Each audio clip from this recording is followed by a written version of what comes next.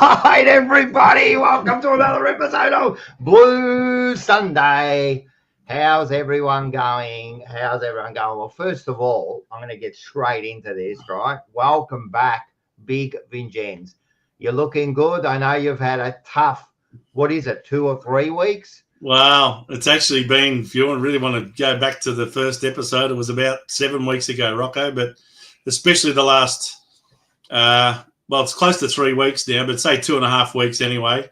Only just got discharged from hospital yesterday, but yeah, I spent about 18 days in hospital. So very serious issue, and I hope I'm on top of it now.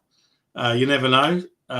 You do get anxious about these things. I mean, I had you guys said all sorts of things on your shows, which weren't necessarily accurate, but in essence, I suffered from a lot of bacterial infection caused by urine that was basically going back into my system and not coming out. So that's highly toxic, creates a lot of infection, a lot of problems.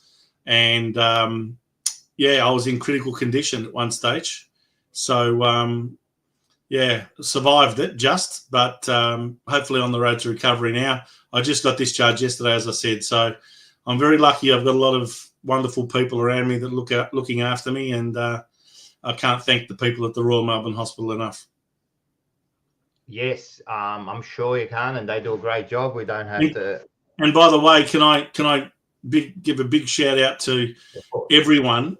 You all know who you are, who sent me well wishes and wished me all the best for speedy recovery and all that sort of thing. I really appreciate all the messages. It does make a big difference to know that you got so many people who want to see you come back. So here I am. I'm back.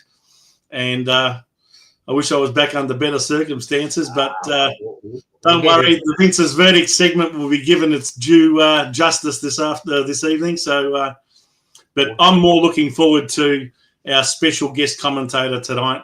We've got him back after nearly 2 years away, and I'm just rapt to have him back on the show. Yes. As I'm speaking to you, I'm just trying to play around with all this because there should be a presentation. But anyway, Joe, hopefully will be joining us soon. But anyway, welcome back. And as I said, everyone's been looking forward, giving you their best wishes. You're part of the family, so we have missed you. We have missed your verdicts. We have missed all of that. So we'll get into all that. So what we'll do, there is a game. What we'll do is we're just going to get Brownie straight on, right? Yeah, why don't we get him on? Because everyone's been looking forward to seeing Brownie. Blue Sunday. Hello, boys. How are you? How you doing, Brownie? It's great to have you back, mate. The one and only Peter Brown, 1979 Premiership star. And I'll tell you what, Brownie, can you believe it? It's only 4 years away and you'll be having your 50th anniversary of that Premiership. Yes, it's interesting. I've caught up with a few of the boys just recently, and some of them aren't travelling so well. No. My thoughts go out to obviously people like the Ashman family and McClure family, and those guys that are not travelling well. Jezza himself is not travelling well, and stuff like that. So it's a real shame that that those guys are suffering as they are.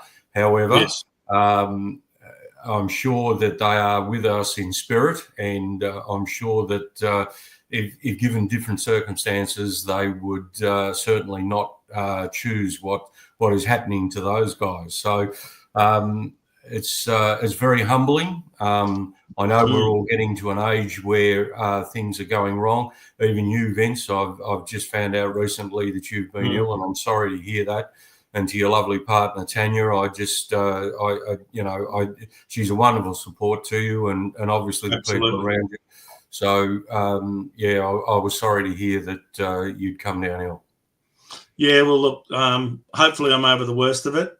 It's going to be a long road back. I'm probably going to be in a state of recovery for about 9 months, maybe 12.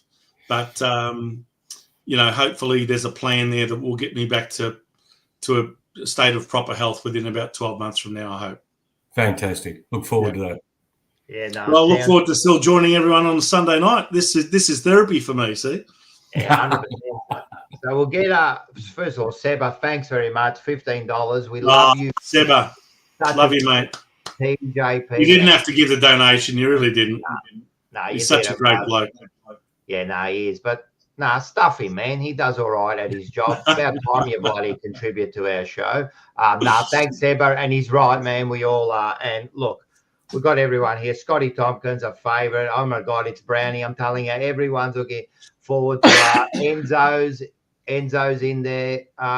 We love you, Vince. No more hospital, please. Thanks, Enzo. We got Lou. We got Ali.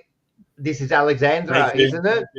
Yep, we got him. We got Michelle Williams. She's always there, man. I'm telling you, everyone's in there. So I'm going to try to get to everyone. But the blue baggers there. Oh, Matula, my highlight yesterday was seeing Rocco and getting. I got her a bobblehead and I went and gave it to her because she couldn't pick one up. So everyone's in here. There's nearly 100 people in the chat already. Thank you, everyone. Make sure you like and subscribe. Yes. Now, thanks to the Sporting Globe behind us for sponsoring the whole channel. Thanks for. I'm going to try. Let me just look at something. I don't know if I can. We got Joe. That's Joe's company. Yeah. That's Joe's company. Make sure we get in there. Was this? No, this was last week. So, all right, cool. So, I'm just trying to find them. I know, but Joe's going to be here with all that presentation, so I'm not going to too stress out about that. Hey, Rocco. Yeah. Can I just ask, because I'm getting a little bit of echo back here, can I just ask some of the people in the chat, can you hear me loud and clear? And are you getting a clear voice and not getting any echo effect? Because I'm just getting a little bit of echo in my studio here, that's all. No, you're coming across perfectly. You actually noticed that I'm actually using a computer for the first time instead of a telephone. So I'm hoping that my screen will be a lot clearer for those who have been whinging and complaining for nearly 3 years that my screen's too dim and the light's no good and all that sort of thing. So hopefully it's a lot better now. No, it's perfect, Vince. Everyone's been saying it's perfect. Thanks, we can hear Brownie really good. It's all good. Excellent. Let's see. Oh, we got Joe. Joe can hear, but with an echo. No, there's no echo. I don't know what you're talking about. Must be you. So there's definitely no echo on this end. Okay. It's all good. All right. While we wait for Joe to come, let's get straight into this. As I said, I don't know what happened. He was supposed to put in a. Can I just have a look here? This is on the. Where's the Sporting Globe thing? What's that all about? It's going back to the start of the year. Yeah, I don't know, man. I'm just trying to find that. It's not in there, so he'll put it in when he comes in. Let's not worry about it. I'm sure you got the stats. How about if I go over the details of the scores and let's go over the scores, which I'm telling you, not many people care, but let's go over the scores and some of the maybe some of the stats that you think that are important. Yeah, I'll just do that very briefly. Final scores in the end, I thought were extremely flattering for Carlton, but in the end, it was 10-13-73 to Carlton and North Melbourne 13-6-84. The quarter-by-quarter scores, Carlton really had by far and away the best of the first and last quarters, still managed to lose. That first quarter was very wasteful, 2-6 to North Melbourne's 1-3. And the two middle quarters are the ones that killed us. North Melbourne scoring 6-2 to 1 point in the second quarter. And then in the third quarter, they scored the first 2 goals again. So that made it 8 consecutive goals in a row before Carlton got their next one. I think there was almost 2 full quarters between Carlton's second goal and Carlton's third goal. But anyway, it was, again, North Melbourne 6-1 in the third quarter to Carlton's 3-1. So they extended that lead to 46 points at three-quarter time. And then, of course, Carlton decided to rub insult into injury and show us how they really can play. And North Melbourne clearly put the cue in the rack as far as I'm concerned. But anyway, we kicked 5 goals, 5 to zip in the last. And that made the scoreboard look very flattering. But really, I think they were never going to lose at North Melbourne. So that was the final score, 11-point loss for Carlton. Goal scorers were McGovern with 4 playing in the forward line. Fantasia kicked 2. Akers, Fogarty, Motlop, and Zach Williams kicked 1 goal each. For North Melbourne, 3 goals to Zerha, 2 goals, 3 to Curtis. Could have probably damaged us even more if he kicked straight. McKershaw with 2, and singles to Stevens, Darling, Hanson, Larkey, Sheasel, and the Ruckman Sherry. So a comprehensive win by North Melbourne. The main disposal winners for Carlton were Hewitt with 31, Doherty with 29, Chera with 25, Cripps with 24. I'd love to know how many of these happened in the last quarter. 21 to Akers and 20 each to Hollands and Jacob Wiedering, who looked like he was going to go off with a serious ankle injury, but in the end he just rolled it, so he came back on and played pretty well. But they were the main disposal winners for Carlton. So I think that probably sums up the individual stats. And when you look at team stats, there wasn't a lot of difference in a lot of the stats. They evened up by the end of the game. Yet again, we got done for disposal efficiency, 73% to us, 78% to North Melbourne. The amount of disposals was almost the same. Number of kicks and handballs, negligible differences. Free kicks were almost exactly the same. Contested possessions, we won just by 9. Uncontested, we won again by 9. Marks, 113 marks to Carlton to North Melbourne's 87, including 12 contested marks to 7. Uncontested marks, 101 to 80. That just goes to show you how much chipping around and going sideways and all the rest of it we were doing was unbelievable. Marks inside 50 was 12 to Carlton, 10 to North Melbourne. Hit-outs, 41 to Carlton, 31 to North Melbourne. I thought that was a pretty good even battle between predominantly De Koning and Sherry for North. It was a good battle all day. Clearances were pretty similar. Clangers, pretty similar. Tackles were also pretty similar. So really, by the end of the game, there wasn't a lot of difference except shooting accuracy. We had 43% kicking 10 goals, 13 from 23 scoring shots. North Melbourne, 68% kicking 13 goals, 6 from 19 scoring shots. So we ended up having 4 more scoring shots and still lost the game. So they're the main statistics that basically separated the teams. All right, So, before we go on, thanks to Sebba. Hit the like, guys, for Vincent Brownie for another $3. Mate, you're a star, Sebba. Yeah, thanks. Everyone hit the like button. We got 123 people in there. Well done. Yeah, so you gave us all those stats, but we got smashed. I don't care how even those numbers were. We got smashed. We looked pathetic out when the game was there to be won, we just did not turn up, did we? It was pathetic. It was one of the worst performances. That second quarter could be one of the worst second quarters I've ever seen. But do you know what, Rocco? I look back on the game today.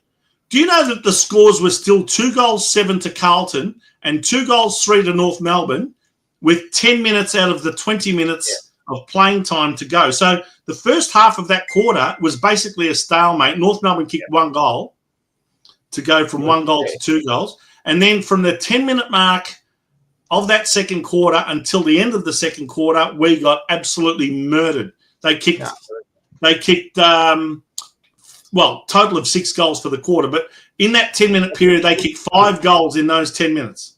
Yeah, they kicked 6 and 6 in the second and third quarter. Yeah. But I want to hear from Brownie. You saw the game. Yeah, I know absolutely. You watched the game. Well, welcome to What is Carlton, and tell us Welcome back to Blue Sunday, Brownie. Yeah, and tell us what you saw or what you think about the game, Brownie. Well, I'm in a situation here where I'm a little bit nonplussed. I question the fact that they started De Koning in the forward line for a starter and put Pettinet in the middle. Now, Sherry has been in very, very good form. Just about all Australian form as a ruckman for North Melbourne all year.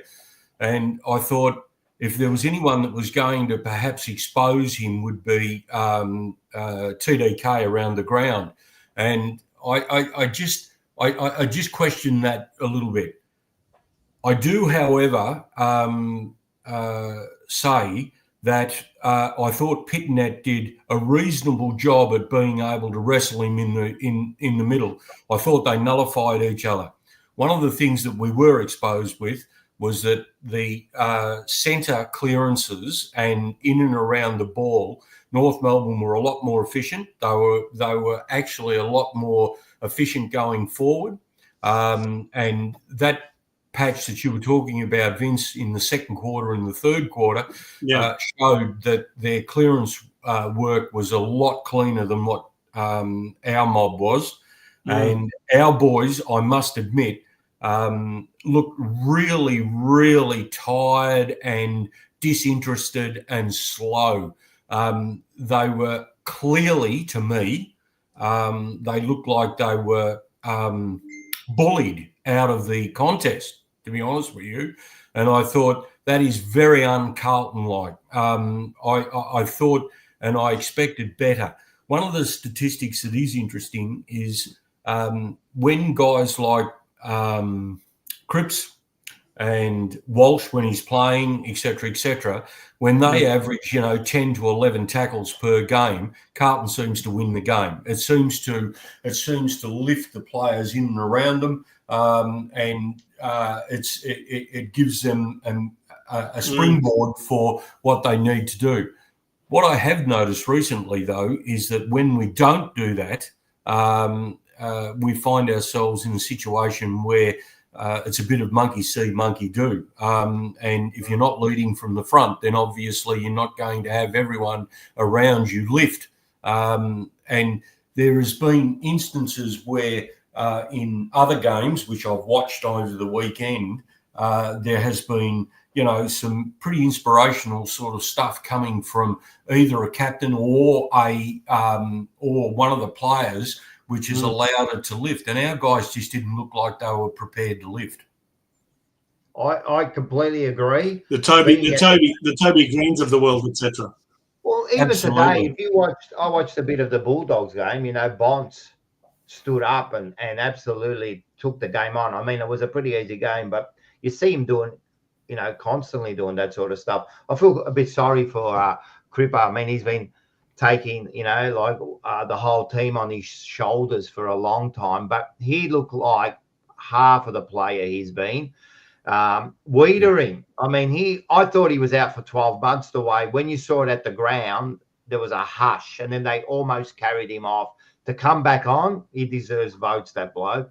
But the rest of them, like when you say, Brownie, you didn't see anyone stand up, and when they don't, who are those players that can do that? I mean, outside of Crip, I mean, maybe Chera sometimes, but he's not a match winner, you know what I mean? And in the forward line, we've got someone like Kerno, looks disinterested half the time, no one to take it on, None of this, maybe Williams at times looks half decent as a forward. I mean, we put McGovern out there. It just seems like, I don't know, they're just disinterested. No one wants to take the game on. Can I just say a couple of things? Yep. And I'll confess, I haven't watched a lot of the Carlton games because I've been travelling this year and stuff like that. So I'll put my hand up where that's concerned. You haven't missed much. The games I have seen is that I don't know what the back line is doing. The back line is either waiting for Wiedering to do something spectacular or what. Now, the other sides now have started to work Wiedering out. And what they do is that they put a player on him and they actually draw him away from the competition and obviously the opportunity of interception. And as a result of that, the rest of the back line are standing around going, what the hell do we do? Now, if you recall back in 23, and this is when Kemp was playing in the back line, at least he was a support mechanism to Wiedering at the stage, and Kemp was just starting to actually hit his straps in terms of being able to intercept mark, be able to be that next defender up and things like that. Then they tried to turn him into a forward, and that was a total disaster. Obviously, McGovern, they've moved him forward now because they can't have him in the back line. Sard's too bloody loose, so he's not going to give you anything in there. Obviously, they miss Newman back there, who was a part of the intricate part of the side back in 23 and 24. And it just, to me, looks like it's dysfunctional. And it looks to me like they're all waiting around for someone to do something. Yeah. There was a couple of times that Sard went inside 50 today, and it was just an absolute abortion of a kick. I mean, you know, everyone goes along and goes woof when he kicks it and all that sort of bullshit. Let's not get too carried away here. Let's not just bloody well give it any more credence than what it is. I would rather him be able to hit a target, you know, 30, 40, 50 metres away. And that was the other thing that was glaringly obvious to me about the game. And that was our skill work is atrocious, particularly in trying to hit targets at, you know, a 20, 30, 40 metres away as a bullet pass or trying to actually create something. Your point about Curnow, Rocco, is very interesting. And someone made a very interesting comment on one of the, I think it was the Fox channel, about the fact that of recent times, it looks like Carlton players are more interested in individual awards than they are in team structure. Team success. Correct. And that sort of thing. And you look back on that and you think to myself, well, Vince, you made this point 2 years ago, and it's something that sort of stuck in my mind. And please correct me if I'm wrong, but our top 10 players are probably responsible for 70 or 75% of our salary cap. And the other, 25% or whatever it is that makes up the phone list, they have to fight for the scraps.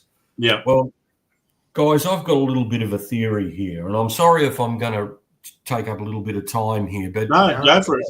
One of the things that really concerns me is that I think our recruiting policies are terrible. I don't think we're looking at the right sort of players to be able to fill the right sort of positions on the ground, right? Notwithstanding the fact that we've got some players that are out.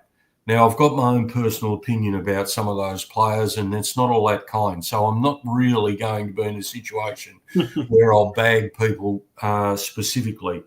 But there is some players that really do struggle. Now, as you know, Vince, I'm pretty friendly with a number of guys that I played with back in the 79 era, and I know it's a different era and all of that sort of thing. But some of the comments that are coming back from some of the players, and they'll remain nameless, is in a situation here where we have a network of people of which have gone out into the suburbs, whether it be country football or whether it be suburban football, and they've gone out and coached sides. And we've had a number of our players go out into those areas, and they've gone and played in those areas. Some of them have actually approached the club and said, listen, there's a kid out here that's 15 years old.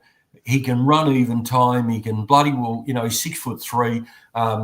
He might be a bit light on, but, 2 years under a training regime and get him in the gym, and we can bloody well, make a player of him. Yep. And you know what?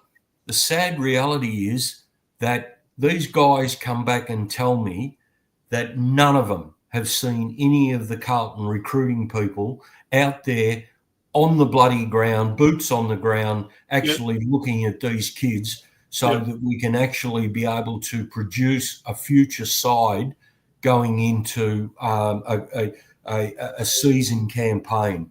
And that's really, really disappointing. And I hope Graham Wright, who's now taking it over, I hope Graham Wright has a hit list of people that he needs to bloody well cull. and be able to really get serious about getting a list management together, getting list managers that can actually produce players, and assistant coaches which are in the correct areas. Now, listen, tell me to shut up if you want, but I'm just... No. The floor is yours, mate. Everyone wants to know what you think. Believe me. Well, we would couldn't do any worse than going and perhaps approaching Scarlett from Geelong as a back coach. Maybe, Tom Mitchell's out of bloody contract to Collingwood. They're not going to give him another contract. Get him in as a midfield coach or something like that. But they need to be able to produce, I think, some support for Vossi. Now, people are calling for his head. I'm dead against it. I am absolutely dead against it. And the reason why I'm dead against it is because we're in a situation where we've set that guy up for failure. And the result is that we're now if you saw, obviously you two guys saw what happened at three-quarter time at the game. And, I sat there and I thought to myself, good on you, Vossi. It's about time that you actually stop bloody well throwing powder puffs at these blokes and start bloody well telling it like it is and be in a situation where you're going to get fair income and bloody well cop it. Now, That guy was the toughest player one of the toughest players I've ever seen back in the era. And I know that things have changed a little bit in terms of coaching methods and things like that. And I'm not going to make excuses for that. But what I'm saying is that, instead of bloody well pussyfooting around, how about we get fair income about telling what the truth is and getting these blokes to either respond or move on. Now, the other thing that I've got a problem with is our forward line. Now, 2 years ago when I was doing the podcast with Vince, one of my bugbears was the fact that our small forwards, weren't putting enough forward line pressure on. They weren't getting stoppages. They weren't in a situation where they were crumbing correctly. Yeah, hitting packs at speed. Rocco, I did a night with you and Alex Marcel, yes. And we both said at the time that there is a real art of being able to crumb a pack and be able to hit it at speed and be able to actually use that to an advantage. Now, that's one thing that we probably don't do very well. So nothing's changed since you did the podcast. We still don't do any of that. I'm in a situation here, Vince, where, as I said, I put my hand up before. I haven't watched a lot of games or anything like that. But sorry, Brownie, don't you have to ask the question, what are these forward line coaches doing? They've got 4 or 5 small forwards. You've got Motlop, you've got Durden, you've got Fantasia, you've got Fogarty, and Zach Williams. I mean, what are they showing them how to do their forward craft? Why don't they get Alex Marcoux and Vinny Cottogio and Kenny Sheldon and Jimmy Buckley and all of the players that you used to play with that used to master the art of being a small forward? It's interesting because nothing's changed. One of my off the pack, rove it off Curnow and Mackay. I mean, Christ, is it that hard? Well, one of the interesting things, Vince, was, and this you'll get a giggle out of this, and so will Rocco. One of my older colleagues I had coffee with just recently, he told me that he was invited to the club to go and watch them train. And it was a session that took probably 5 or 6 hours. And the result of that was... what's happened? No, we're here. Sorry. One of the things that someone in the background is meddling with our screens. There he is. No, the presentation was there, Rocco. I don't know why you couldn't see it, but anyway. No, it doesn't matter. I finally made Great to see you, Joe. I'm so tired. All right, have a breather while Brownie's making his point, because you've interrupted right in the middle of his point. So go on, Brownie. Let's get back in. You're talking about small forwards. Yeah, no, firstly, good evening, Joe. I just thought I'd throw that in. Yes. No, one of the things that was interesting was that the training session that they had for the day consisted of all various things, like obviously ice baths, weight sessions, etc. But one of them had to do with a psych, and they were doing a little exercise. And the little exercise consisted of walking around with glasses of water and being able not to spill a glass of water. And then that all continued. And then they had about 30 minutes of ball handling skills. Now, guys, I'm just a little perplexed here as to, firstly, you can't hit a target either by hand or foot. But secondly, whilst you're going through all of the modern techniques and everything like that, one of the things that is blatantly obvious to me is that the basic skills of being able to hit targets, particularly by foot or hand, is just non-existent. So I'd be just interested to hear what your comments are in and around that. Can I just? I'll add a few things to that. All right. The first thing you said was, first of all, our disposal is pathetic, right? Even just around the ground, that they can't hit a target. These guys, they cannot get. And I keep saying to myself, like, I just don't understand let's get the basics right. They can't even do the basics. And I don't know if that's because they're under pressure or they don't understand the game plan. Are these football players? Are we recruiting stupid players? Now, I don't want to be disrespectful in saying, I'm not saying anything about them personally, but are they just not equipped to understand football? Because a lot of them just get completely confused. The other thing is, if there's players there, example like a Kerno and that, who are not taking interest and are not taking the moment, what is wrong with these players? Why are they doing this? Why aren't they taking the moment? Why aren't they getting their disposals correct during training? I mean, this is on them also. Like, the players aren't taking responsibility. It's just boggling what I see out there. And this, like, how can you not be interested? How can you not be motivated? Like, why does the coach need to come out at 3/4 time and yell at you? Like, I'll tell you why, Rocco. And again, I'll be antiquated and I'll be a dinosaur, and you can howl me down if you like, but there is too many big contracts for too many people that are bloody lazy, and I would be changing that up something chronic. I'd be giving them a base salary and then incentives on top. If you're hungry, you're going to play. The other thing that stands out to me just recently is that players have got very comfortable within their positions in the side, and they're in a situation where there's not enough people pushing up for selection in terms of that. And if they do push for selection, what tends to happen is that, you might bring in kids. O'Keefe's an example just recently, the tall lad. Now, I only saw him for a game or two, and he seems like a likely colt. I know nothing about him, so I'm just using that as an example. But if you're going to invest in these guys, you've got to be you've got to be interested in keeping them in the side and being able to nurture these guys through. And the unfortunate part is that we don't have the luxury of being able to bring these guys through.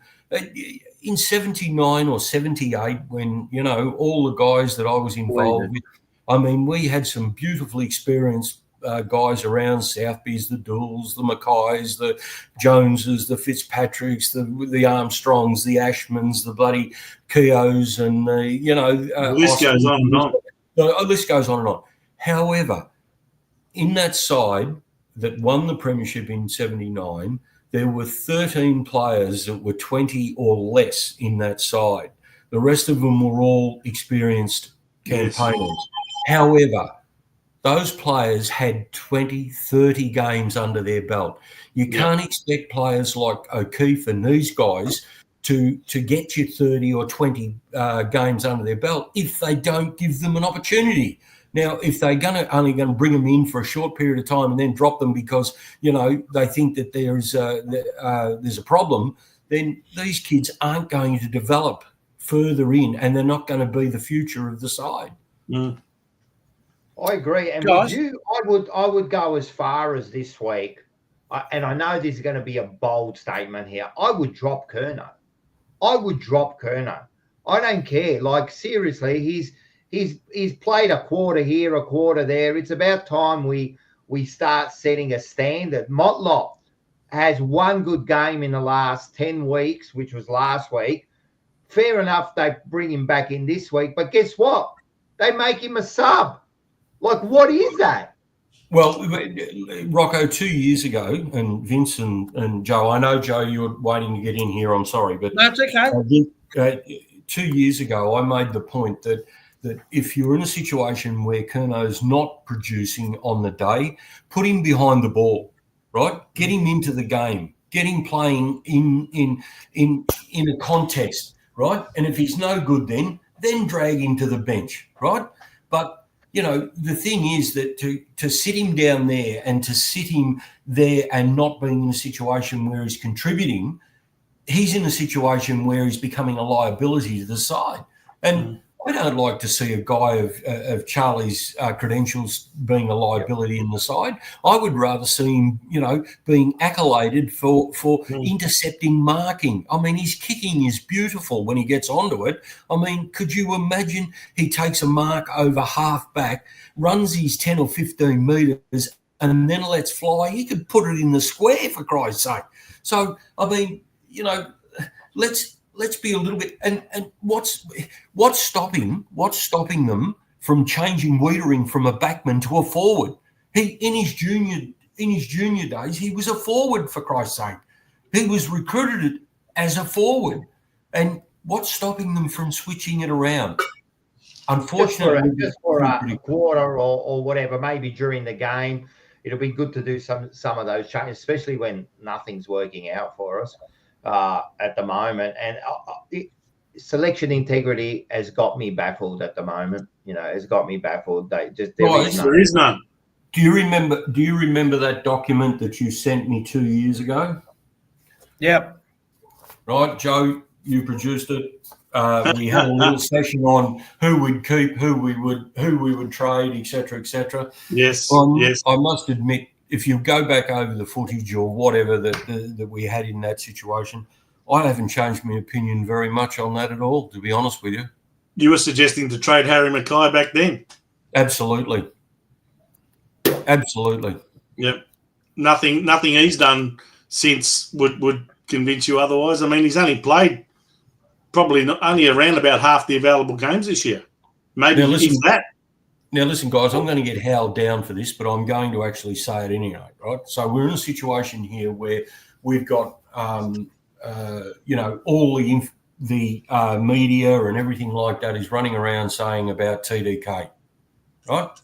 About how much money TDK could get at St Kilda and stuff like that. Yeah. Now, I'm going to get howled down, so please, if you want go for it. I would trade him.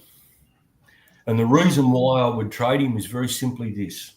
If we could get a Marshall and a Wanganeen that could Malira? Yeah, absolutely.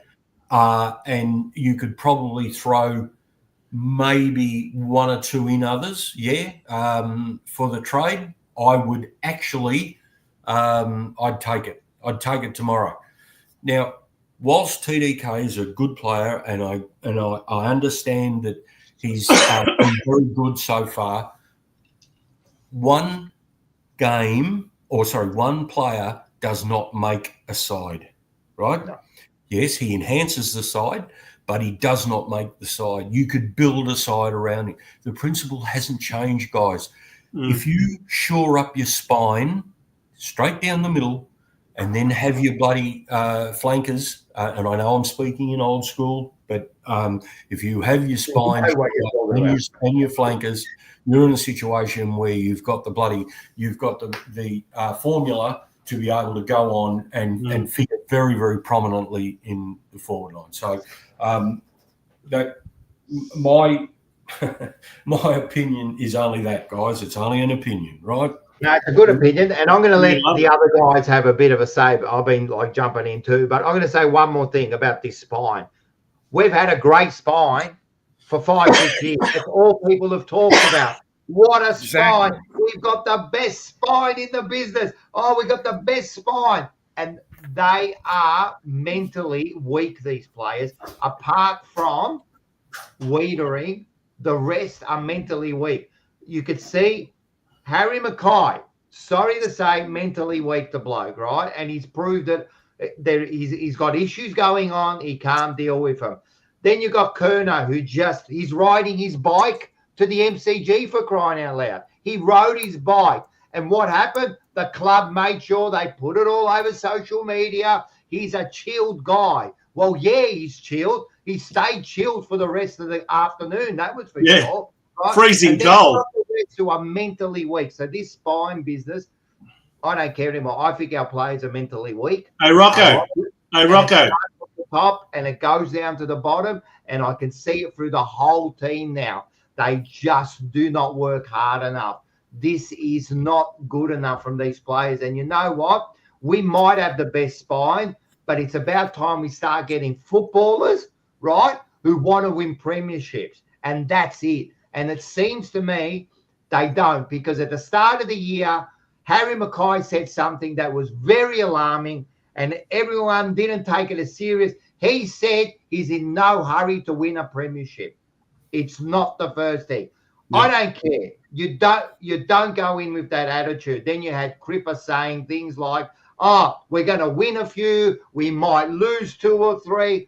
What are you talking about? You're the captain. Do not go around telling people that you might be losing 2 or 3 games. It just seems they were on the road to disaster before the season even started, man. We need to recruit footballers who are strong and want to win premierships. We're recruiting weak-minded people. Look, again, we get Elijah Hollands.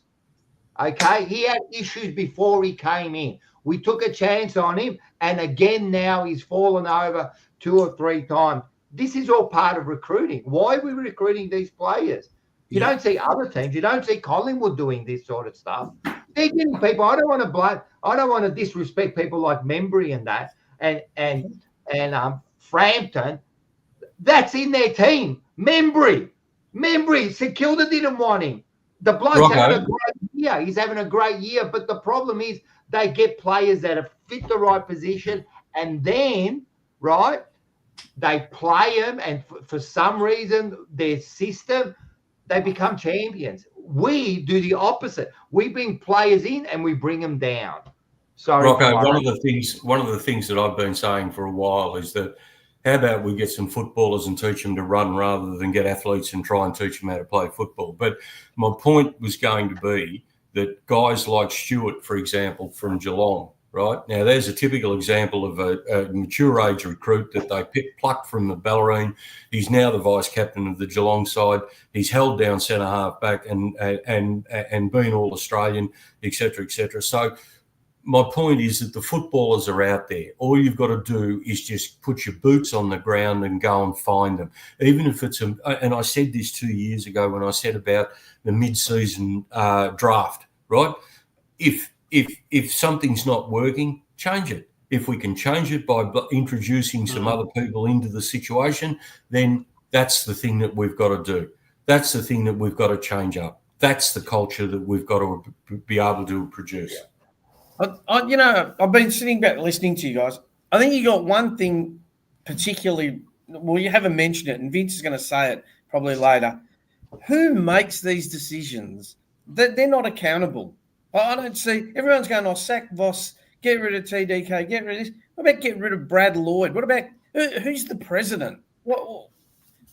What's he stand for? I think Brad Lloyd will definitely go at the end of the year. This is what I'm saying, Rocco.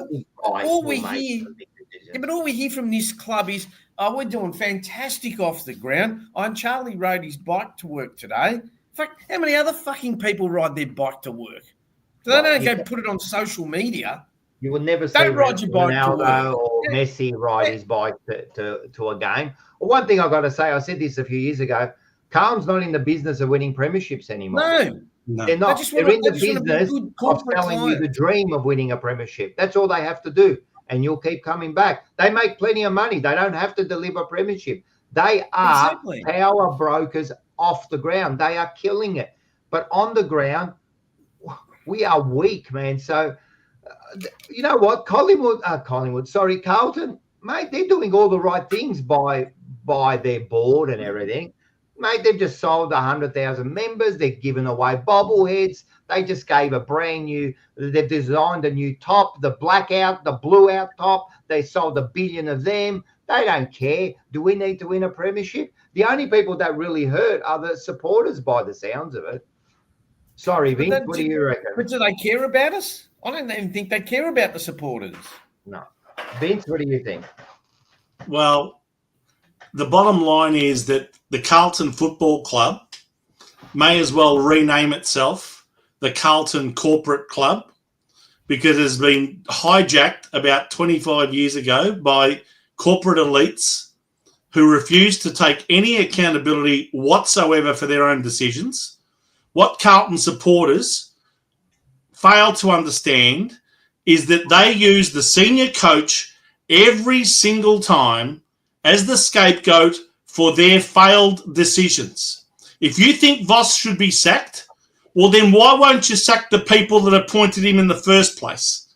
Because even those people on the board at the time who know nothing about football, like Luke Sayers, stated that they wanted a coach who had prior experience. Why? Because they'd had David Teague and Brendan Bolton before him who didn't work out. And yet, all of a sudden, getting a coach who had coached before was going to be the solution. And despite appointing a subcommittee to find the next coach, that subcommittee came up with a sort of a priority order of who they thought was best for the job. And they defied that committee's recommendation and went with Michael Voss. Why? Because he fit the criteria that Luke Sayers said he wanted, which was a coach with prior experience. The two, of course, that they tried and failed with was Alistair Clarkson and Ross Lyon, but we won't go there. Of the ones that were left, Michael Voss was the best of the rest in his eyes because he had previously coached before. They didn't want to take the chance on an inexperienced coach again because they felt like they had their fingers burnt with Teague and Bolton. But the reality is, if you look at the last, God knows how many premiership coaches, all of them, from Chris Fagan, who's in his 60s, to Damien Hardwick, who was only in his 30s when he won his first premiership, to Luke Beveridge, Adam Simpson, you name it. All of the coaches, even going back to Alistair Clarkson, all of them coached their premierships at the first club that they coached at. And the most recent example of that is Craig McRae at Collingwood, who got the job over Michael Voss when Graham Wright was there making that decision. I don't think Voss was even in the top three. No. They interviewed him, but they didn't rate him. Now, Carlton went for Voss. Why? Because he's marketable. He's got the 3 premierships as a captain. When he played for Brisbane, all of that, he'll sell us more memberships. He's got the name, and he fits that, and he ticks that box that Luke Sayers wanted, which was a coach with prior experience. The point I come back to, it's one thing to say, let's have the sugar hit and sack the coach and get the next Messiah in, because that's what Carlton fans suffer from, Messiah mentality, and the board feeds into it.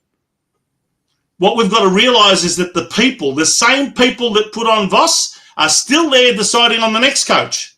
Is it any wonder we've had 8 senior coaches by the time they sack Voss, which they will? Believe me, they're going to sack him. I'll put my freaking testicles on it. They will sack him. And I'm only doing that because they're probably of no use to me anymore anyway. But anyway, it'll end up being 8 coaches in 24 years. That's an average of 1 coach every 3 years. When are Carlton members, supporters and fans going to wake up that the problem doesn't just exist at the senior coach level. Yes, Michael Voss might not be the solution. Yes, maybe we should sack him. Yes, maybe he's lost the players and we need to go to the next one. But we need to go further. We need to hold those people accountable who are appointing those coaches. And trust me, it's not just the board. It actually goes higher up than the board. Can you believe that? Because a lot of the board members, in fact, nearly every board member is there as a representative of the corporate elites and billionaires who have been controlling this football club for decades. There are 5 predominant families who control this club. And every time there's a board shake-up, people say, oh, well, we've got a new board, we've got a new president. It's all crap. It's smoke and mirrors. The same interests are there. Do I really need to name the families? If you want me to name the families, I'll tell you what the family names are. But these are the people that control the football club. And until there's a serious ticket put up to challenge this board and take control of the club from the top, because as you know, Rocco, what's our favourite saying? The fish rots from the head. Until this happens, nothing is going to change. I'm telling you, you'll go through the next cycle of mediocrity. You know what happens? They sack one coach, they'll bring on the next. Everyone gets all hopeful again, just like what you said. All they've got to do is sell the hope, the dream of winning a premiership, sell the fact that this next coach is going to be the Messiah. He'll take us to the promised land. What do we get? We get the sugar hit in year 1. Voss got the sugar hit. Teague got the sugar hit. Bolton even got the sugar hit in his first year. Ratton got a sugar hit. They all get a sugar hit. Malthouse got a sugar hit. But what happens? Then we plateau. And then we start declining. And then it's once the decline sets in and the players don't play for the coach anymore, and then they go out, in my opinion, they all go out and deliberately lose. Those players yesterday played like a bunch of cowards, imposters and frauds who basically said, Michael Voss, we're not interested in playing for you anymore. I reckon he's lost the players. I agree. And I think that Voss isn't the right coach. I just don't think he's... I don't think he was the right coach from day one, Rocco. Yeah, but let's forget about that. And I want to get Brownie's thing on this. All right, and you're right. It's all from the top. I do understand. Doesn't matter who we change. So Wright comes in. We're getting Wright. He might do a few moves. So is it going to change? Is it going to change? If the top only if this is the big if, Rocco. Oh, this is my point. I'll finish off on it. Everyone's saying, oh, we're expecting Graham Wright to come in and be the saviour. Yet again, another person in the Messiah mentality fucking group of people. He will only be able to do what the corporate heavyweights behind the scenes will allow him to do. But what do they want? What do these corporate heavyweights? We are a football team. What do they want?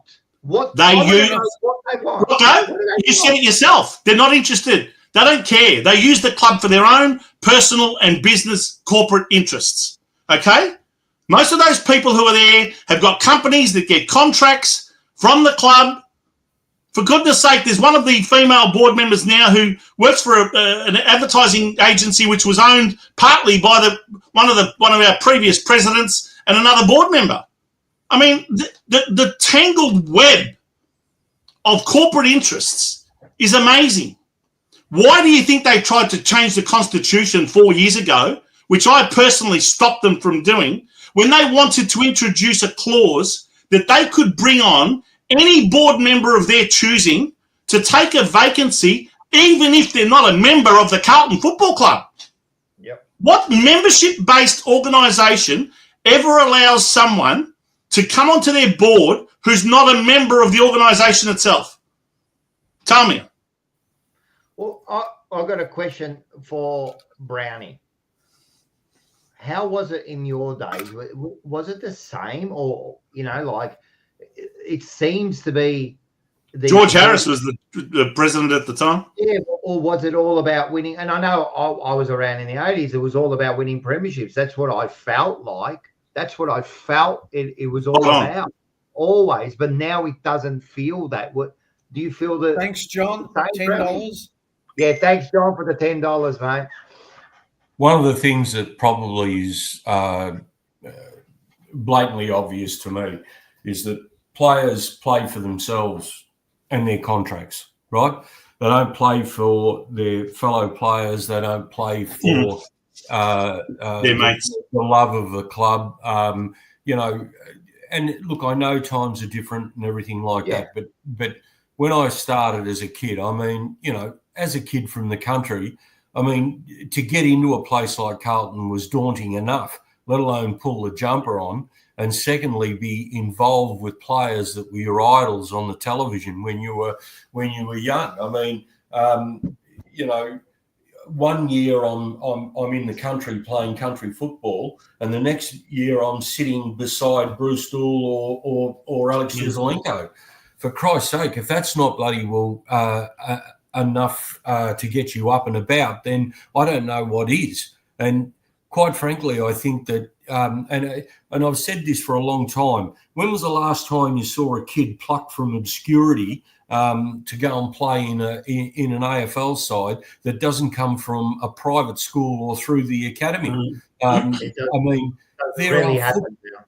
there are footballers out there in the burbs. There is footballers out there in country football that could actually make something of themselves within this competition.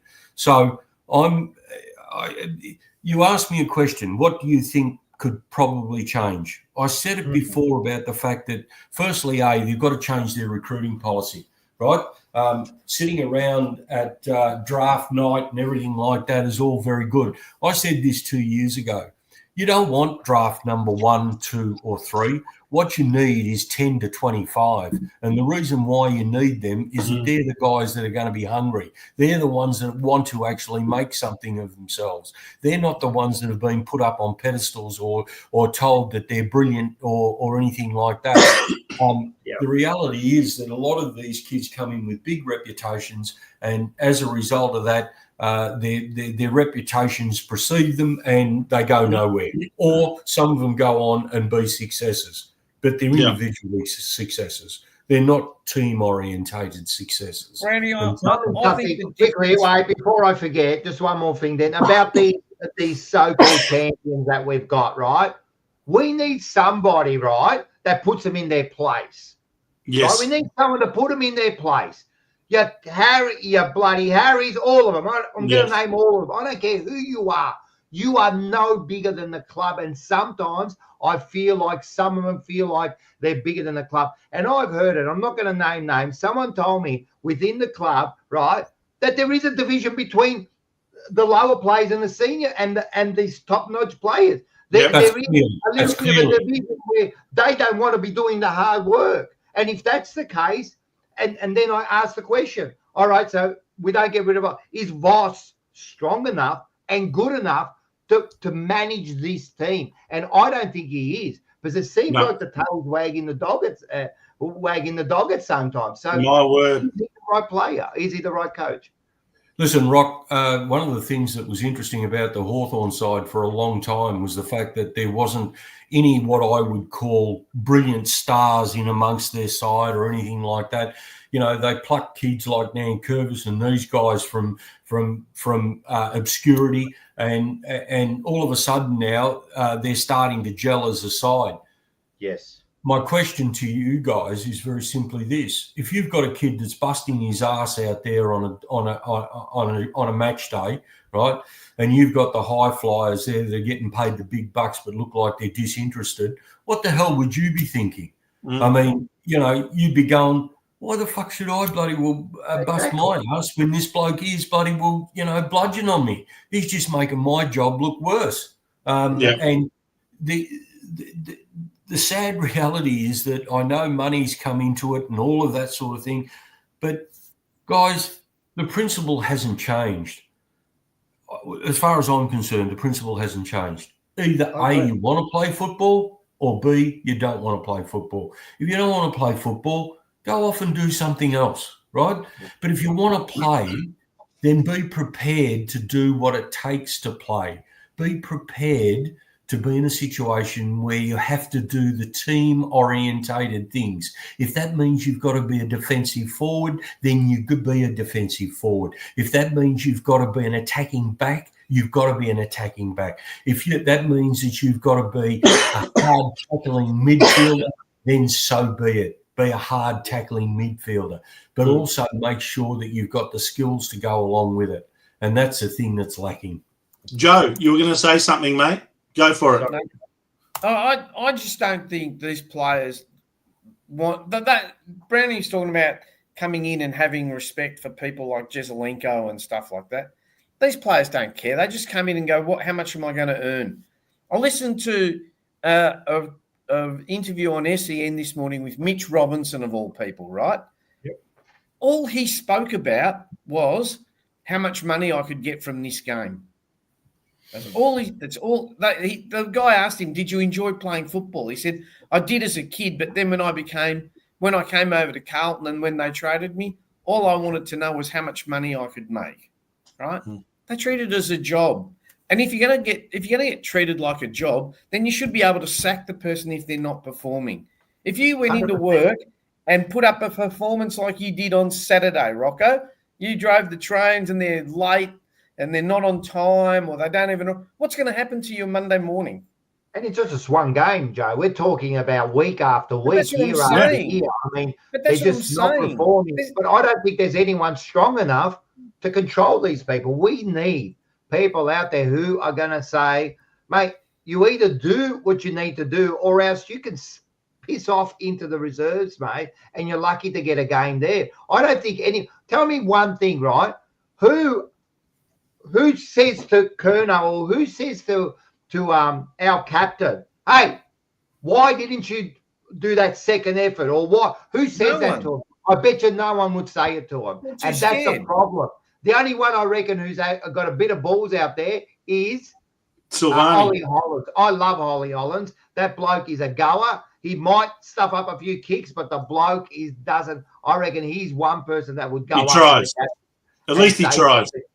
Mate, who's the person that goes up to the coach and go, mate, I don't like this. I mean, I think no one's taking accountability anymore. No one cares anymore. You know, like you said, they're just in there for the money and that. You know what I mean? It seems to be the retirement club is Carlton by the looks of it. Just come over here, get your 5-year deal, and no worries, move on. One of the things that is interesting, and you know, you look back through history and you look at where this all sort of originated from, and I don't speak ill of people, but the deal that was done with Koutoufides back in, you know, something like about 87 or 88 was probably one of the very first, what I call $1 million deals where, you know, they sign him up for 10 years or whatever. I think you mean 97, 98, actually. Oh, well, yeah. I'm old, right. Vince, I'm old. I just think that, you know, if you look back at a history and you look at players that have signed big deals over big periods of time, you get very, very little return for bang for your buck. And, you know, unfortunately, Koutoufides had injuries and everything like that. And I'm not going to make excuses for the bloke. I'm just saying that he never stayed on the park. Well, Doug Maged, his history repeating itself with someone like Harry just at present. I mean, they've just signed him till 30 and he can't stay on the park. I mean, who's going to be bloody next? You know, these. He's got a contract till 2030. I think Wiedering's got a contract till 2031. I think Kerno's got a contract till 2030, and I think the others are 2027. I think Cripps and Walsh are both 2027. Yeah, they're all around about that. But that's fine. I don't mind giving them contracts because then you can actually, they got some value because you can trade them. You know what I mean? That's if their value. That's if you retain their value as a player. I mean, someone like Mackay. Who's going to pay Harry? Who's going to pay Harry Mackay $1 million a year? The way he's been going. No, I know, but you'll get some high draft picks for him, and you might have to pay a bit of his wage, and that's fine. They did it. Collingwood did it with Grundy. They sold him. They signed him up for 7 years and then they got rid of him and they paid his contract and they won a premiership. So yes, value, but that's because they acknowledged. That's because they acknowledged that signing up Grundy on that sort of $1 million a year for 7 years that Eddie Maguire eventually agreed to was a mistake. Graham Wright came in and said, you know what? Let's cut the mistake. Let's cut the cancer. Let's get rid of him. If we've got to pay some of his contract, we'll do it. But that was part of the reason why Collingwood ended up winning a premiership in Craig McRae's second year. They traded Treloar out to the Western Bulldogs. They made all sorts of bold moves. Now, the question on everyone's lips is, will Graham Wright be given full reign to make whatever decisions he sees fit as the new CEO? Now, if he does, it'll be very much a massive change from what we've seen in the last 25 years. I actually agree with you, Vince. I agree. I actually agree with you. But it's time to make some of these changes, you know what I mean? And you're going to get the head of football. He has to go, you know what I mean? Maybe the coach. And then we have to do some list changes. And you know, maybe some, you know, like there might – look, there's more than one problem with this club. That's the issue, you know what I mean? Like there's so many holes in the boat. We haven't got enough fingers. It has to be one thing at a time, you know? I don't know how much Graham Wright's going to have. Who knows, you know what I mean? I don't know how much pull he's going to have. But the first thing we've got to do is get someone in there, and hopefully he's the man, and then get the next person underneath him, the coach, and get some people who have got some balls. And by the way, let me assure everyone, Graham Wright is not the CEO yet. Brian Cook has made it absolutely clear that he is still the CEO until he hands down the reins. He's technically there till the end of October and being paid quite a handsome salary until the end of October.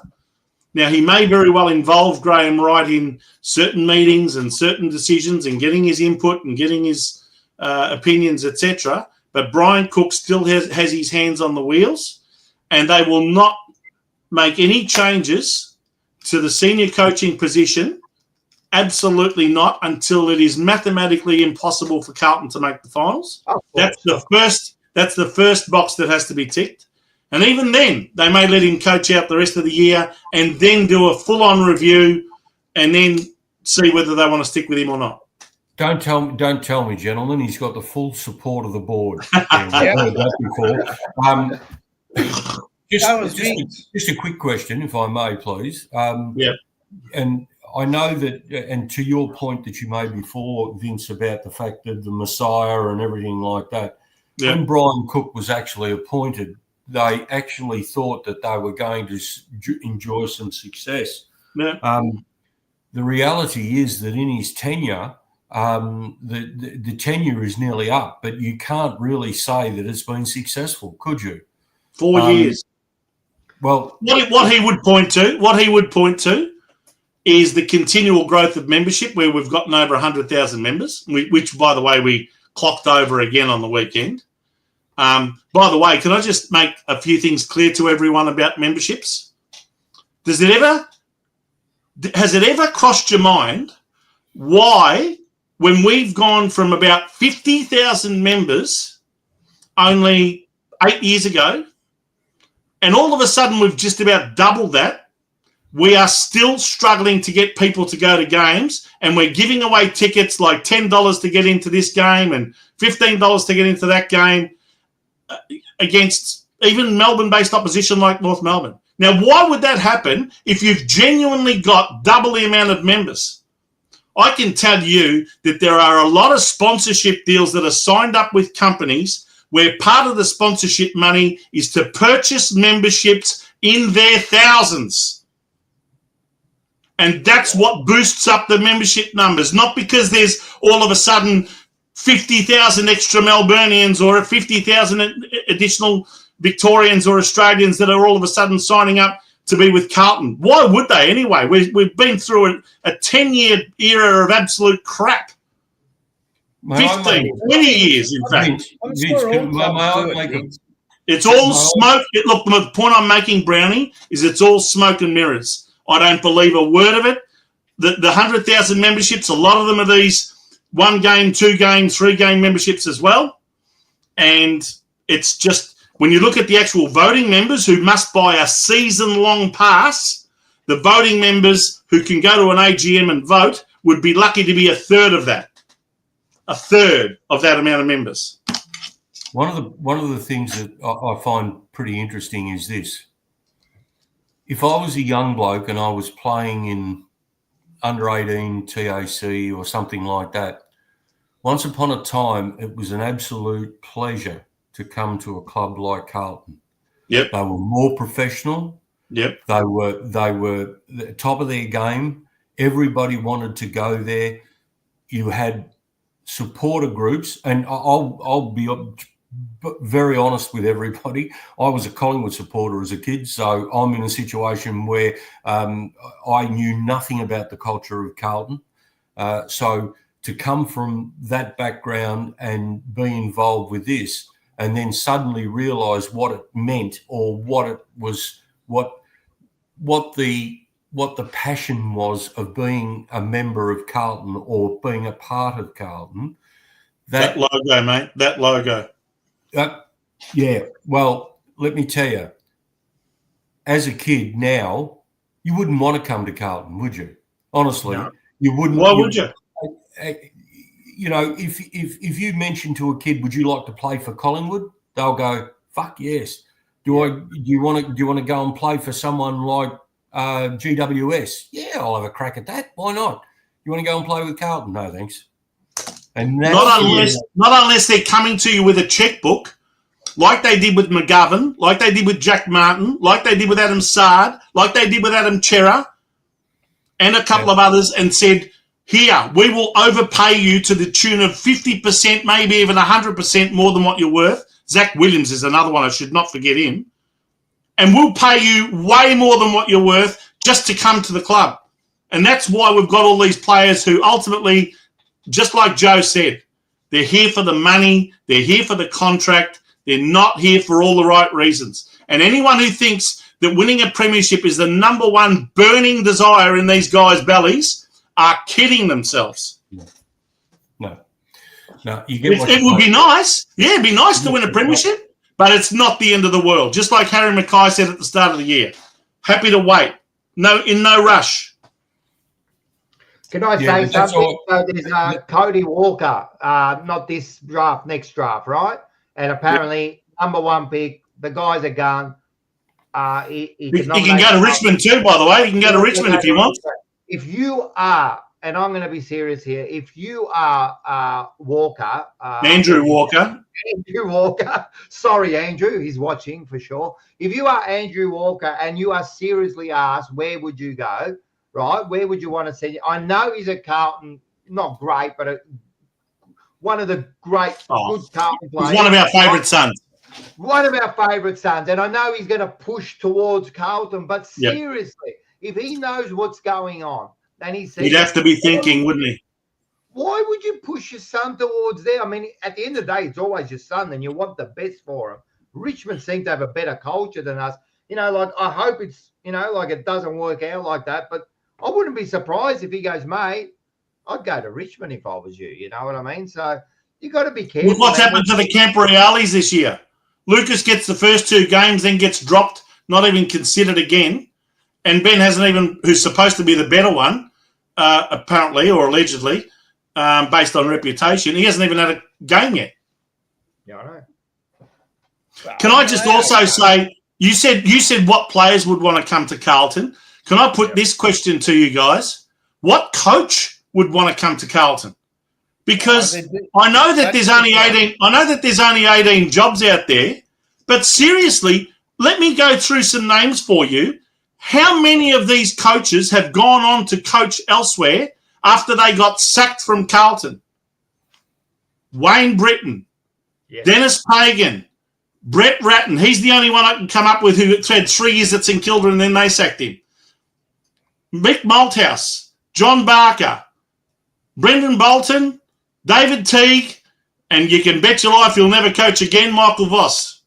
I'm telling you, it is a Rocco. It's a poison. It's a poison chalice. It is a poison chalice, and in the AFL industry, everybody knows it. Why? Because you can't do what you want to do. The two guys I listened to the most about this issue was the two experienced heads, Dennis Pagan and Mick Malthouse. Now, you might not like them. You might think that they were never good for Carlton. That's fine. But they've been around the traps. They've had success at other clubs. Mick Malthouse coached 3 premierships, 2 at West Coast and 1 at Collingwood. Dennis Pagan coached 2 premierships, both at North Melbourne. And the contrast between what they found as the culture at their football club that they had success at versus Carlton is just the most stark difference. Have a listen. If you don't believe me, Google it, look it up, go back through the articles over the years where these two guys talked about what is wrong at Carlton. And I'm telling you, it is a toxic, poisonous culture that stems from the benefactors who control the board, and then the board itself, and then the football department, and then everyone else underneath. And it all filters down from the top. And that is our problem. Trust me, I just know it. And until we change the board and change the people who control the board, nothing is going to change. We'll be here in another 3 or 4 years sacking the next coach. Hey, Vince, can we, just before I get on the Brown... By the way, I've already done my rant, so, you know. No, I was going to say, what I was going to say right now was, Vince, have a drink. Right, yeah. I'm making up for lost time, Rocco. You got out of hospital practically a couple of hours ago. I feel so much better. I feel so much better for getting that out of it. All over because of this club. But I love it's so frustrating. We love this club. It is part of our, I don't know, it's part of our DNA. I said it last week with Joe. I think it was with you, Joe, or on some other, not last week, maybe the last time I was on, 3 weeks ago, whenever it was. My first 25 years of remembering this football club was from the age of 6 or 7 in 1975 through to 2000.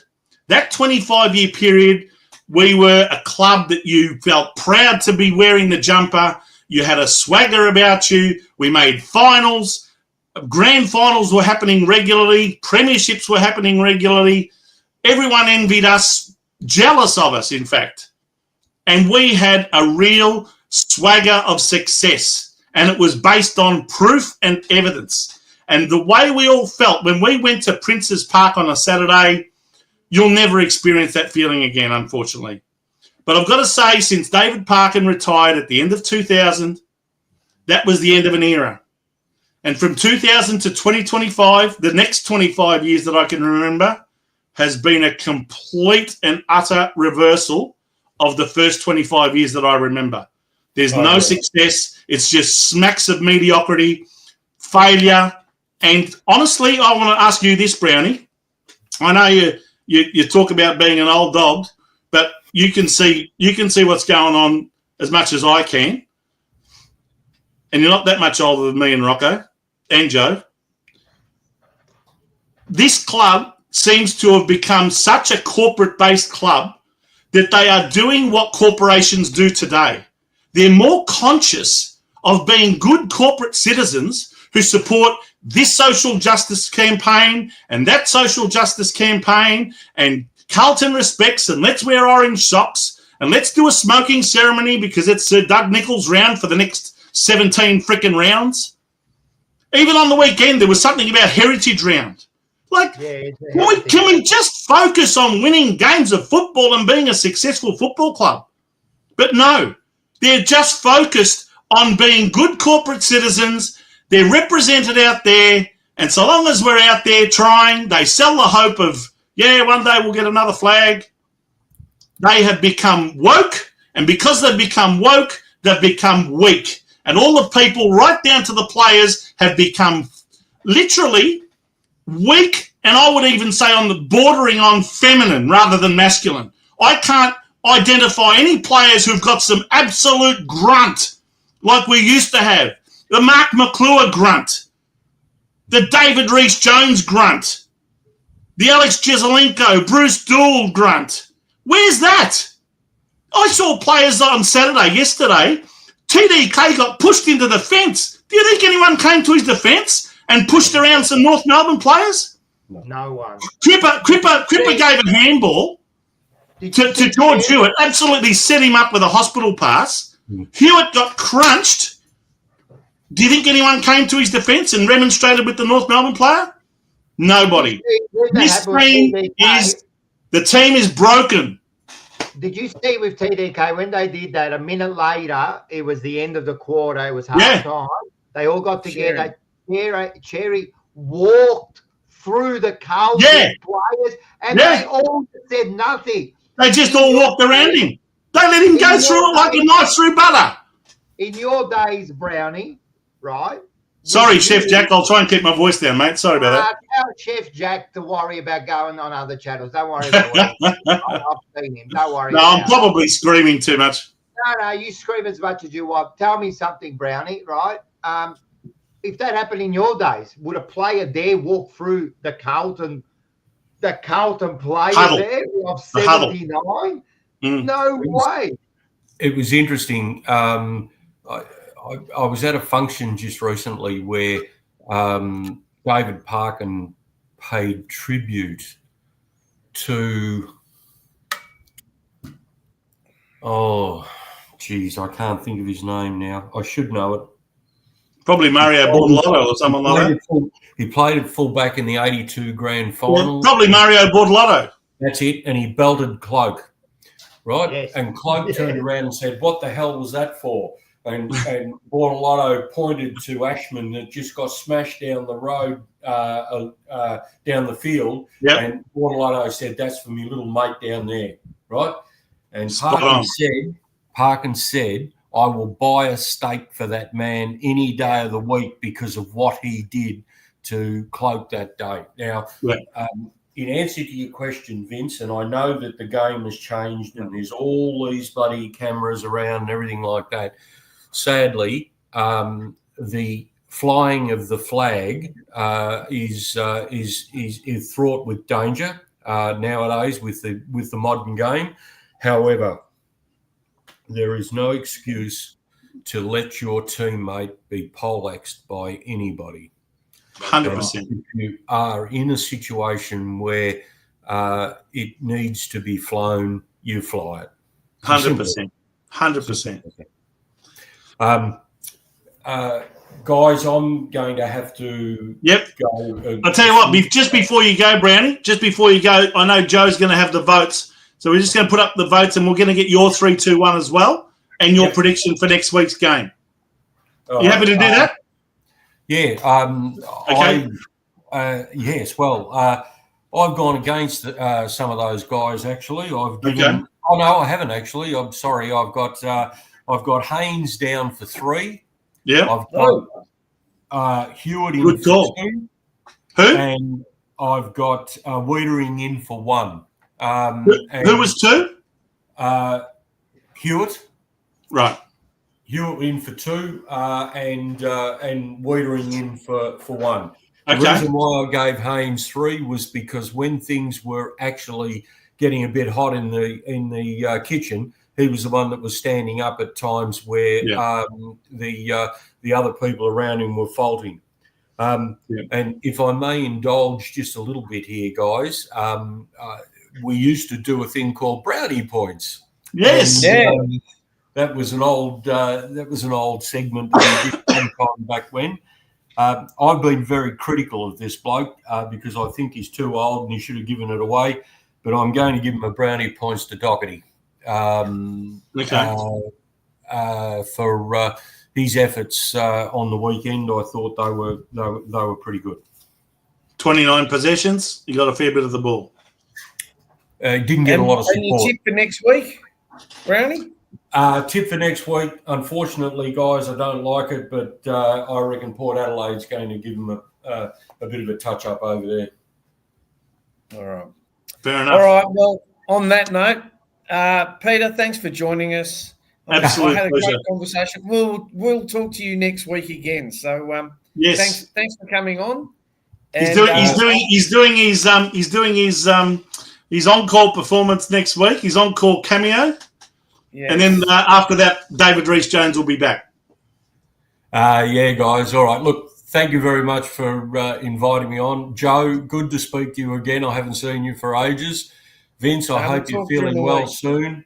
I feel better already. Rocco, it's always a pleasure being involved with you. And to our audience, thank you very much for listening to an old fellow that rants like a silly old fool. So we love it. We love it, Brownie. See you next week, mate. All right, guys. We love it, man. See you next Sunday, Brownie. Yeah, see you later. See you next Sunday. Well, what a pleasure it was to have Brownie back, wasn't it? No, I didn't get a word in. You know what? I think, mate, we got 260 people in the chat. Push the like. I just want to say that was a great chat, and that's what the show is about, man. Don't worry about stats. Don't worry about all that. It doesn't matter, man. It's what everyone's talking about. It's what everyone wants to know, man. What's going on? We're all feeling the same. You know, we're all angry. We don't know. You know, we just don't know what's going on out there, man. No. It's just useless. It's sad, man. It's sad. I said this to do you have to go, Joe? You keep putting up the things, man. Vince was talking about votes before. Oh, yeah. It's all right. We'll put the votes up in a minute. Let Rocco finish say what he wants to say. All right, go put up your votes. No. Go continue, Rocco. Oh, I was going to say. Oh, I forgot what I was going to say now. I don't know what. I was going to say. Right, I love this club. Right, and I'll state it. I love it. Look at that, man. That number there, man. I love it. The amount of shows that we do and all that stuff we do, I love it. Everyone knows that. Everyone knows me as Rocco, the Carlton follower, you know, the Carlton supporter, and everyone knows Big Vincenzo's that, you know. But I hate what we've turned into. I will never stop loving this club. Anyone that says, "Oh, you're not real supporters," and that, you can all go and get stuffed. You can get off the channel now. I want to know. Agree, 100%. Don't tell me or Vince or Joe or any of the boys that come on that we don't support the club because we criticise. Even Snapper this week, he came on to 3AW or SEN. How good was Snapper? Yeah, and then I saw some comments saying he's a disgrace and that, mate. No, at least he's out there and he's saying what he. But we love this club more than anything. And another thing that people that say to I've heard them say, "Oh, get over it. It's just a game. Get a life back." I've got a life. I've got a fucking good life, man. Don't you worry about that. But I love this club. Don't tell me I don't love. But I hate what we've become. I hate what they have become, and it. I don't think you're alone. I don't think we're all the same, and this is the thing. I just hate it, bro. I hate it, man. Everyone's saying to me so much, and what they do to me, you know, like. No, I spoke to you before, Rocco. I said you have a shit week, you know, because your team loses. It's just, I mean, everyone's saying, Joe, well, can I have a say, Vince? Absolutely. Go for it. I was going to ask you a question, but that's okay. Continue. Sorry. Go for it. Ask me a question. No. Finish what you're saying. No, well, it's just everyone's asking why don't I say anything? Well, one, I can't get a word in, and two, I'm so angry I don't know what else to say. It's just, it's not a football club. Growing up, I used to go to the club. I used to get up there when I lived in Melbourne. I used to go up there 10:30 Saturday morning, get the front seat so that you could bang on the fence, go to Tuesday, Thursday night training. Now you can't even go see them train. Because you know what they call them now? Viewing sessions. Captain's runs. I'll tell you what they should. Viewing sessions, they call them now. You know, I'll tell you what they should fucking reintroduce at Carlton is circle work. So then they might learn how to hit a target and who their bloody teammates are. Because they can't hit targets. And they've got no skill. Anyway, what were you going to ask? My question was going to be, how much did it pull on your heartstrings when you started seeing vision of kids out in the crowd, breaking down, crying, in distress? I heard reports of individuals. I heard reports of families going home at like half time and 3/4 time with their kids uncontrollably upset. I mean, okay, it might happen to every club when they have a bad loss or something, but I think Carlton supporters are at breaking point. I really sense that there's a lot of people out there, generations of Carlton supporters. I mean, I've got kids who are in their teens and 20s. They've never seen success. Never. Not like the success that I witnessed. So, I don't know. I just feel for all of those people who have never witnessed any success, any real meaningful success from this club. And it's now 30 years since we've won a flag. So, it's going to be a little while since we get another one. Anyway. It's going to be, there's nothing in the near future that, like I was saying last week's show, I was saying to Paul, because he's going, things are going to happen. And I said, what gives you that confidence? Like, what have you seen in recent times that gives you that confidence that things are going to change? I understand that everybody says we're going to change and we're all going to do that. But what gives you that confidence? I can't see it. You know what I mean? Yeah. It's the same thing over and over again. Yeah. But surely these board members must see this. You know, they just keep patting themselves on the back about, but we're financially successful and this club is in the best state it's ever been. Have they ever thought of the fact that maybe if they won more fucking premierships, sponsors would come to them rather than we go to sponsors? Have they ever thought of that? Because success breeds success. Hey, Joe, have you heard the reports of what was spoken about at the President's Luncheon on Saturday afternoon? I heard. Oh, we've ratified not one, but 2 vice presidents. We 100%. Can't even choose a vice president. We've got to have a bit each way there too. And, 100%. Of course, we've reached over 100,000 members, and we've got this new imaging centre. You know what? The imaging bloody centre. The imaging centre. What is going? Man, when the president came out 2 weeks ago and did that interview that he hasn't shown his face for 6 months, right? He spoke about the imaging centre for like 13 minutes or whatever it was, or how long. No one cares, mate. No one cares. Imaging centre, you know? Like, you can mention it. Just say, we've got a new imaging centre, and that's it. As I said. Anyway, shall we get to the votes? Yes, let's get to the votes. I'll read David's. David, as everyone knows, I don't know if you guys mentioned, David's in Arizona for 2 weeks. Yes. With his family, but he happened to send through his votes. He gave Jacob Wiedering 3, Mitch McGovern 2, and George Hewitt 1. Vince? Yes, well, I couldn't help but admire Jacob Wiedering for coming back on the ground and playing as well as he did. I thought he deserved the 3 votes for us. And to be honest, I really didn't want to give votes to anyone else. I ended up giving 2 to Hewitt purely because of the amount of ball that he had. But mind you, he had way more hand passes than kicks. I don't know how much meters gained or how many meters gained he would have had. But I gave him the 2 votes. I gave him Mitch McGovern 1 purely because he kicked 4 goals.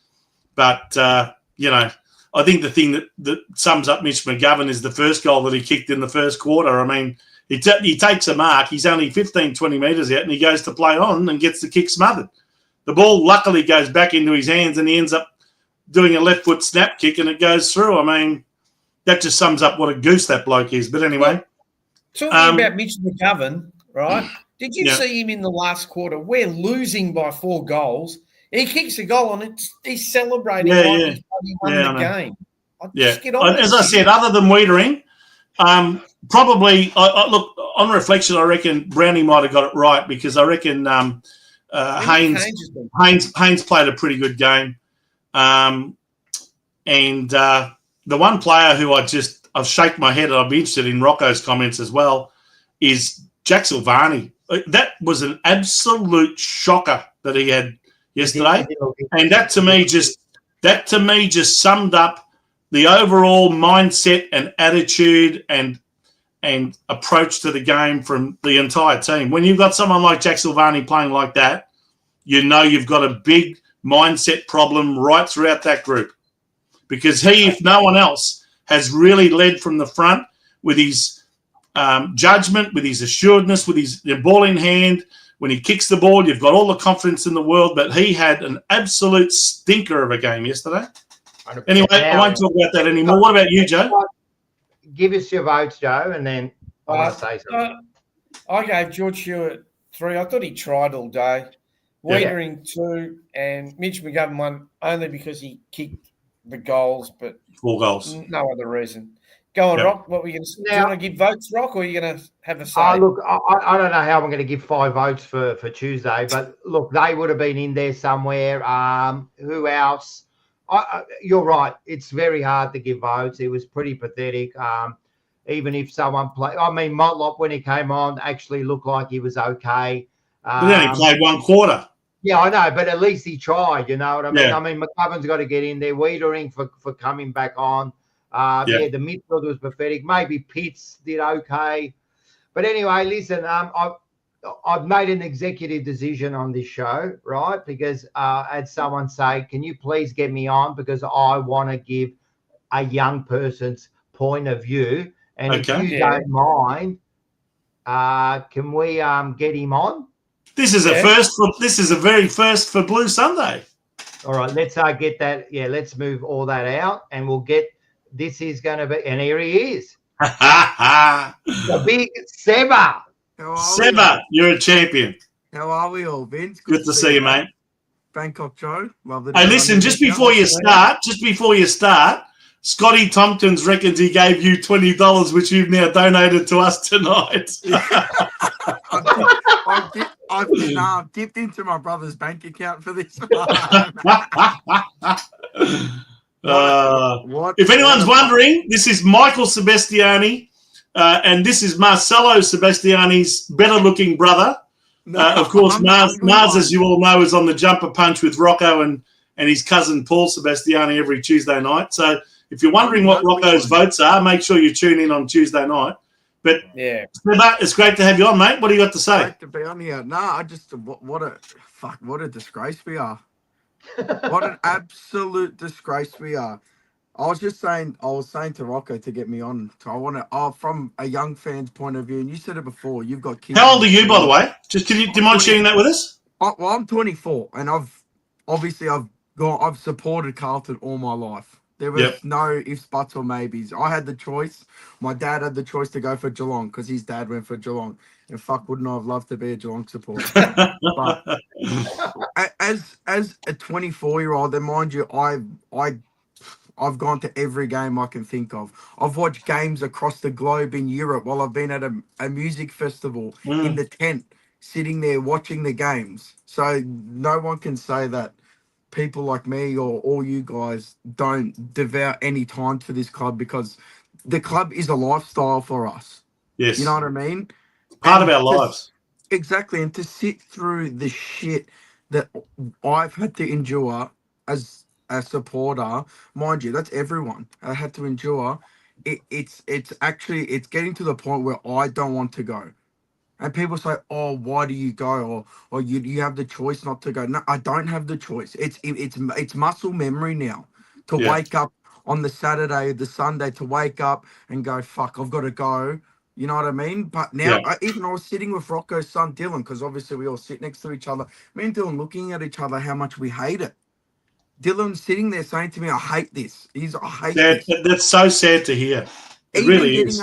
Even getting up in the morning on Saturday, my mum just got home, and I was dressed up, ready to go, and I just saying to her, "I can't be fucked. I don't want to go." And that was before the game. Before the game, I can't be bothered, because you know what? The whole day, whether everyone likes to admit it or not, the day it smelt fishy from the get go. Yeah, it did, didn't it? Smell it. There was a real stench. There was a stench about that game. The Saturday reeked of, or it just reeked that it was going to end in a bad way for us. And you know what? In true Carlton fashion, it did. And I've never seen a club in any part of the world, football, soccer, badminton, whatever. Mind you, I go for Arsenal, another basket case. I've never seen a club like Carlton find new ways to get lower and lower each and every time. Every single time we have reached a new low. And it's disgusting. And you know what's even worse too? The fact that there were supporters clapping them off at the end of the game at the players' race. Clapping those insipid players off the field. You know what they are? They're they're a disgrace to that monogram. To that. That's what they're a disgrace to. because Yep. we So all you're going to go. point to We the all go to the. CUB logo. We all go to the games for that. Yeah. We don't go to now. We're not going to watch these players anymore. We're going for that because that's. Hey, what Michael, we can care I ask about. you for your opinion on something? Yep. There's a lot of controversy and a lot of division amongst people, just generally AFL supporters. But let's talk Carlton supporters. Yep. A lot of people have said to me, "Oh, I don't like it when they boo. I don't like it when they boo the players off the ground at halftime or three-quarter time or after the game." Now, the comment I made in response to that was, I don't think Carlton supporters would boo the players unless they felt they weren't giving it a red-hot crack. If they feel that they're giving it, they could be 10 goals behind. But if they're a bunch of kids having a red-hot crack, they won't boo them. They will actually will applaud them off the ground if they think that they're having a genuine crack. You know, and you know what? To answer that question, and mate, the amount of games I went through those 2016, 15, every game of the year, not once did I ever hear the players get booed. Not once. I watched the game at Marvel Stadium where GWS were doing us dirty by about 60, 70 points, and they had 16 players on the field. I know. Yeah, I know. You remember the 16 game? on the ground. No one got booed that day. I tell you, no one got booed that day. No one. But what the players copped on the weekend getting booed, and if they're getting berated at the players' race, so be it. Because the last time I saw it was round 14, 2 years ago when we lost to Essendon. Two years ago we lost to Essendon in the King's Birthday Eve game, and we showed nothing that night. We were insipid, and yet again there were people throwing their memberships at them and booing them. But that's how they felt. They felt like they weren't fed income. You know what? I don't believe supporters. Members. I don't believe supporters would boo their own players unless they thought that they were a bunch of cowards and imposters who don't deserve to wear the Guernsey. They don't that's care. the whole thing, guys, and that's the whole thing. That people that there was some comments here. I don't like boo. I don't boo because I don't boo. I just don't do it. I don't either. But I can understand why some people do because of how they feel cheated by their own players who don't give it a red-hot crack, yet they've still got their hand out every week to accept their tens of thousands of dollars of paycheck for that particular game, including the ones who are on personal leave and all the other bullshit. They're still there. They're still there wanting their check at the end of the week, aren't they? You know this bullshit about this.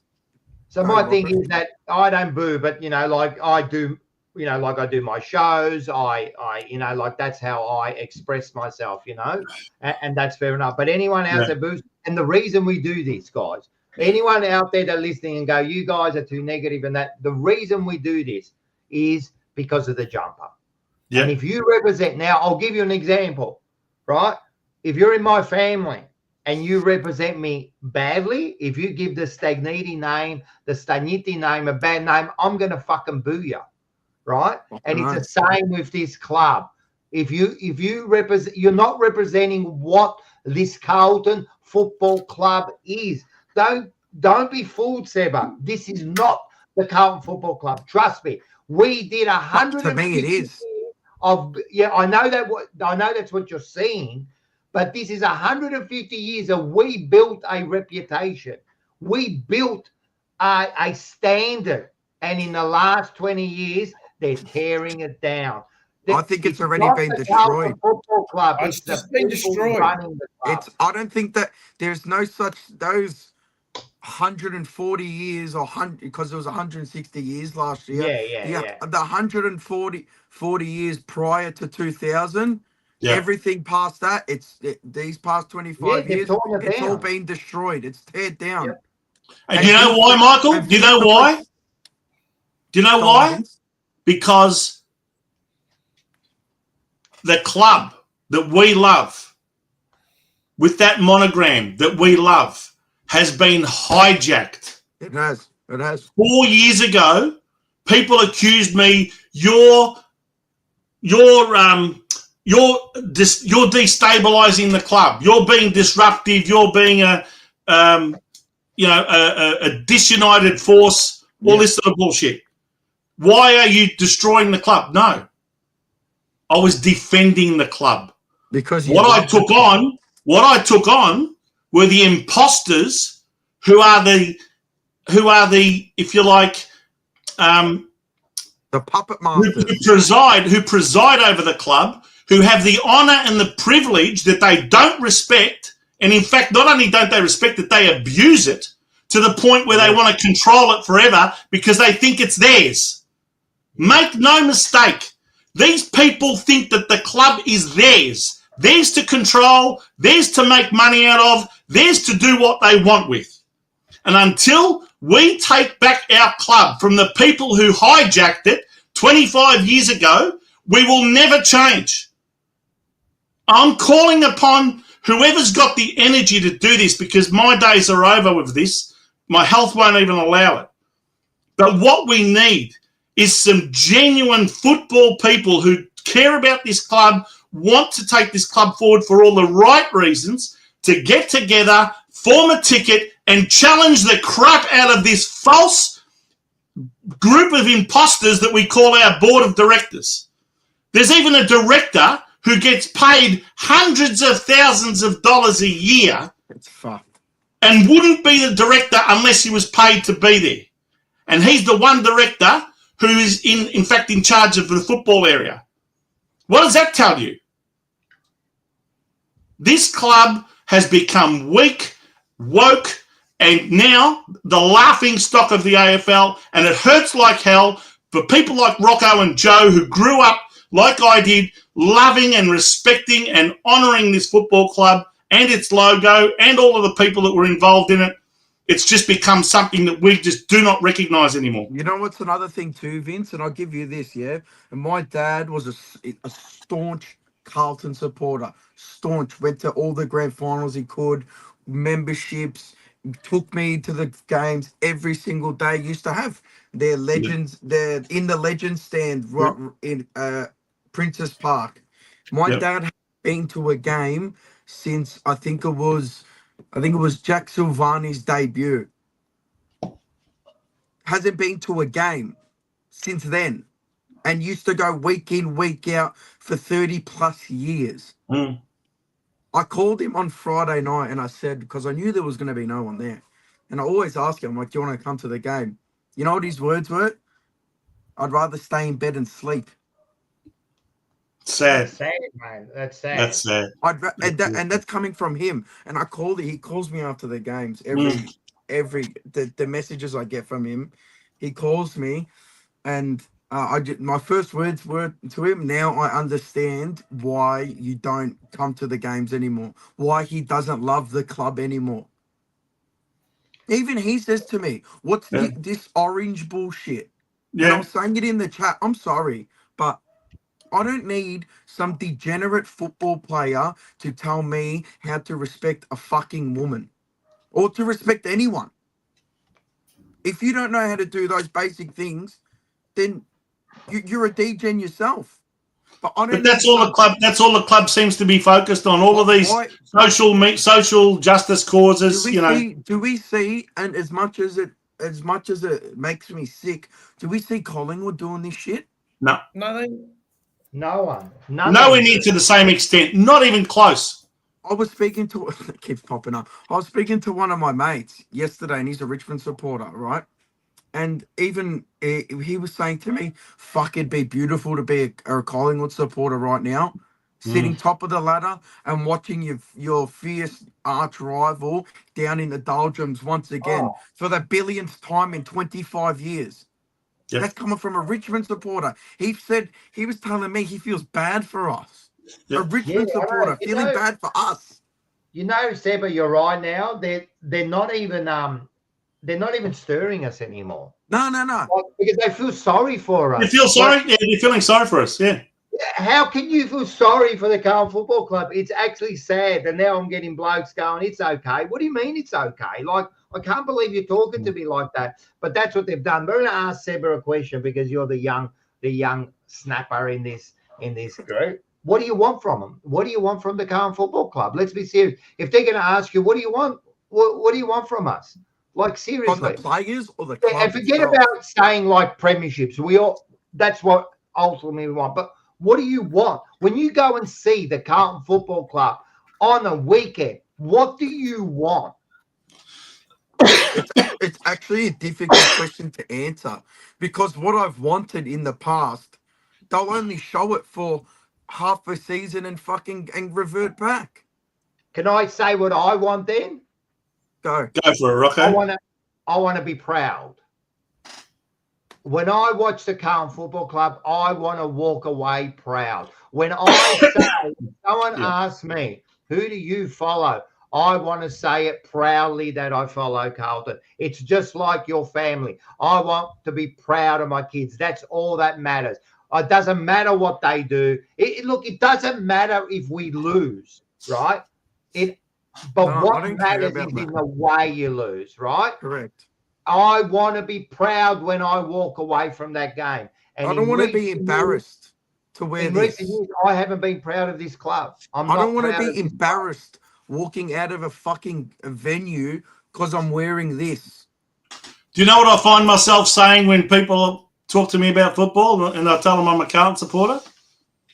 And they laugh and they carry on and they, oh, geez, really far out. You guys aren't travelling too good. And I say, don't worry about it. We're only 30 years into our 5-year plan. That's it. We've had that many 5-year plans that keep getting shifted. The goalposts have kept shifting. If I go through the last 25 years, I can dig up for you 7 5-year plans. And now, 7 times 5 is 35. But I'm telling you, we've had 7 5-year plans over the last 25 years. It's an excuse, Vince. That's all. Bullshit. It's all smoke and mirrors. I keep saying it. Smoke and mirrors. Smoke and mirrors. The Carlton PR department and media department, I've got to hand it to them. I hate their guts. I think they are a disgrace. But they know how to deceive and hoodwink the Carlton fans week in, week out, year in, year out. They do it brilliantly. I don't know about you guys. And I hate them for it. I think it's part of this problem is also on a certain sector of the fan base. Yep. Who enable the club to move the fucking goalposts. Yep. Who enable the club to move the goalposts, to say, oh, it's all right, guys, we're healing. Oh, don't worry, guys, we're a bit of positivity. We're 2 games, we might beat North and go on a 3-game. We beat 2 fucking VFL sides, for crying out loud. Essendon and West Coast. We played one good quarter. We played one good quarter in both of those games against Essendon and West Coast. I could feel the writing was on the wall against North Melbourne. I was telling a lot of people beforehand, don't be surprised if this is the game that we dropped that no one expected us to drop. Mars did it perfectly. Mars had 200 on us. Yep. On us to lose, sorry. Mars had 200 on North Melbourne. Yep. That tells you everything. Yep. Right? And I thought Rocco would bring this up, and sorry to keep going on, but g'day, Jeffrey. Yesterday at the game, at half time and 3/4 time, I could have fucking thrown myself off the top deck. People singing along, doing karaoke and dance camp. Are we serious? We're getting pumped by North Melbourne. North Melbourne, guys. Like a bottom 3 side.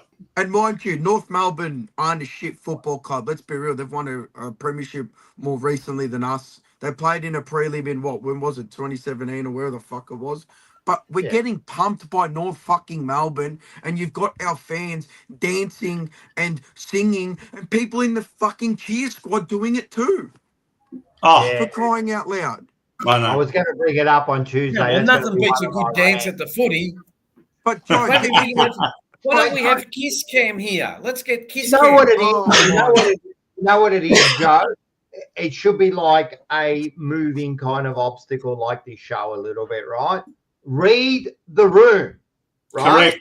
Correct. We are getting punished, and they're getting people to dance. Like, I just don't get it, mate. Read the room. But it's all a sponsored thing, and, they've got to do it and that.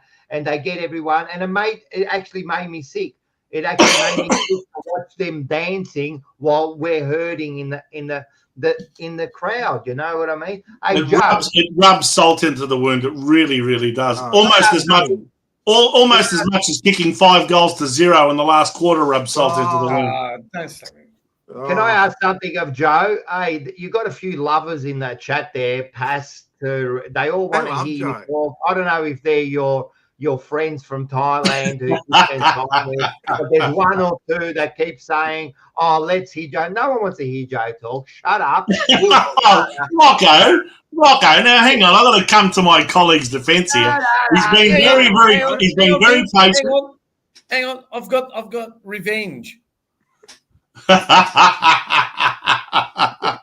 Oh, that's funny. You haven't, Joe, because I've got to say good job. No, you know, I love Joe. No, it was just funny. Everyone wants to say when they hear Joe talk, and and everyone's a bit passionate tonight, and we're just trying to get it off our chest, and I'm sure it's going to be like Joe is my uncle, Rocco. But that's funny. Yeah, that's it. Here's another one. Is that Michelle? She's in love with you. Hey, she's only you. But Joe, you're the way over there, and you still passionately watch the football club. Rocco, can I just $1,000 membership that I don't use. I was just going to say, to give Joe some absolute credit, the guy buys memberships every year that costs him thousands of dollars. He barely even uses. He might use it 1-2 weeks a year when he comes to Australia, which he probably can't stand doing because we're such a shithole of a country now. But anyway, so to give Joe credit, Joe's got every right to say exactly what he feels as someone who puts in a lot more money than the average member. No, it is definitely. But Joe, how do you feel? Like you're over there, you're watching it from afar, man. Like, I'll tell you how I feel. Right, I've got this American friend who I've converted to Aussie rules, and he likes it. And he's a Carlton supporter, and I bought him a hat. And to his credit, he even bought a 3-game membership, and he's never going to go, right? I talked to him. You know what he said to me yesterday? He said, does our team ever win? And I said to him, what do you mean, John? And he goes, well, every week I come here, you and my mate Salvador, all you do is go, fuck, we're shit. And I'm trying to show him that we've got the equal number of premierships. And he said, did that happen last century? Yes. Go, yeah, it did. I was sorry, when we did the 24-hour, we made a friend over in Italy out of the blue. Football. He just happened to come on. We made a friend. Football. We love football, right? And we made him a Carlton supporter, right? Is that his real name? Real name? So his real name in English is liar. A football is a liar in Italian. A furbacchione. Yeah. Anyway, I'm thinking to myself, oh man, like what? No, you came onto the wrong show because now you follow the worst club, you know, like it's just so funny. But anyway, listen, let's move on, boys. We've got a couple more things to do before we finish up because we're almost 2 hours in, and I don't want to keep our viewers waiting for too long. You might as well stay in, Seb. Can I just say something? You say they want to wait for too long. There's nearly 250 that have stayed the whole show, so they don't look like they're too stressed. Hit the like, guys. Hit the like, subscribe. Thanks for your loyalty, guys. Can I, Joe?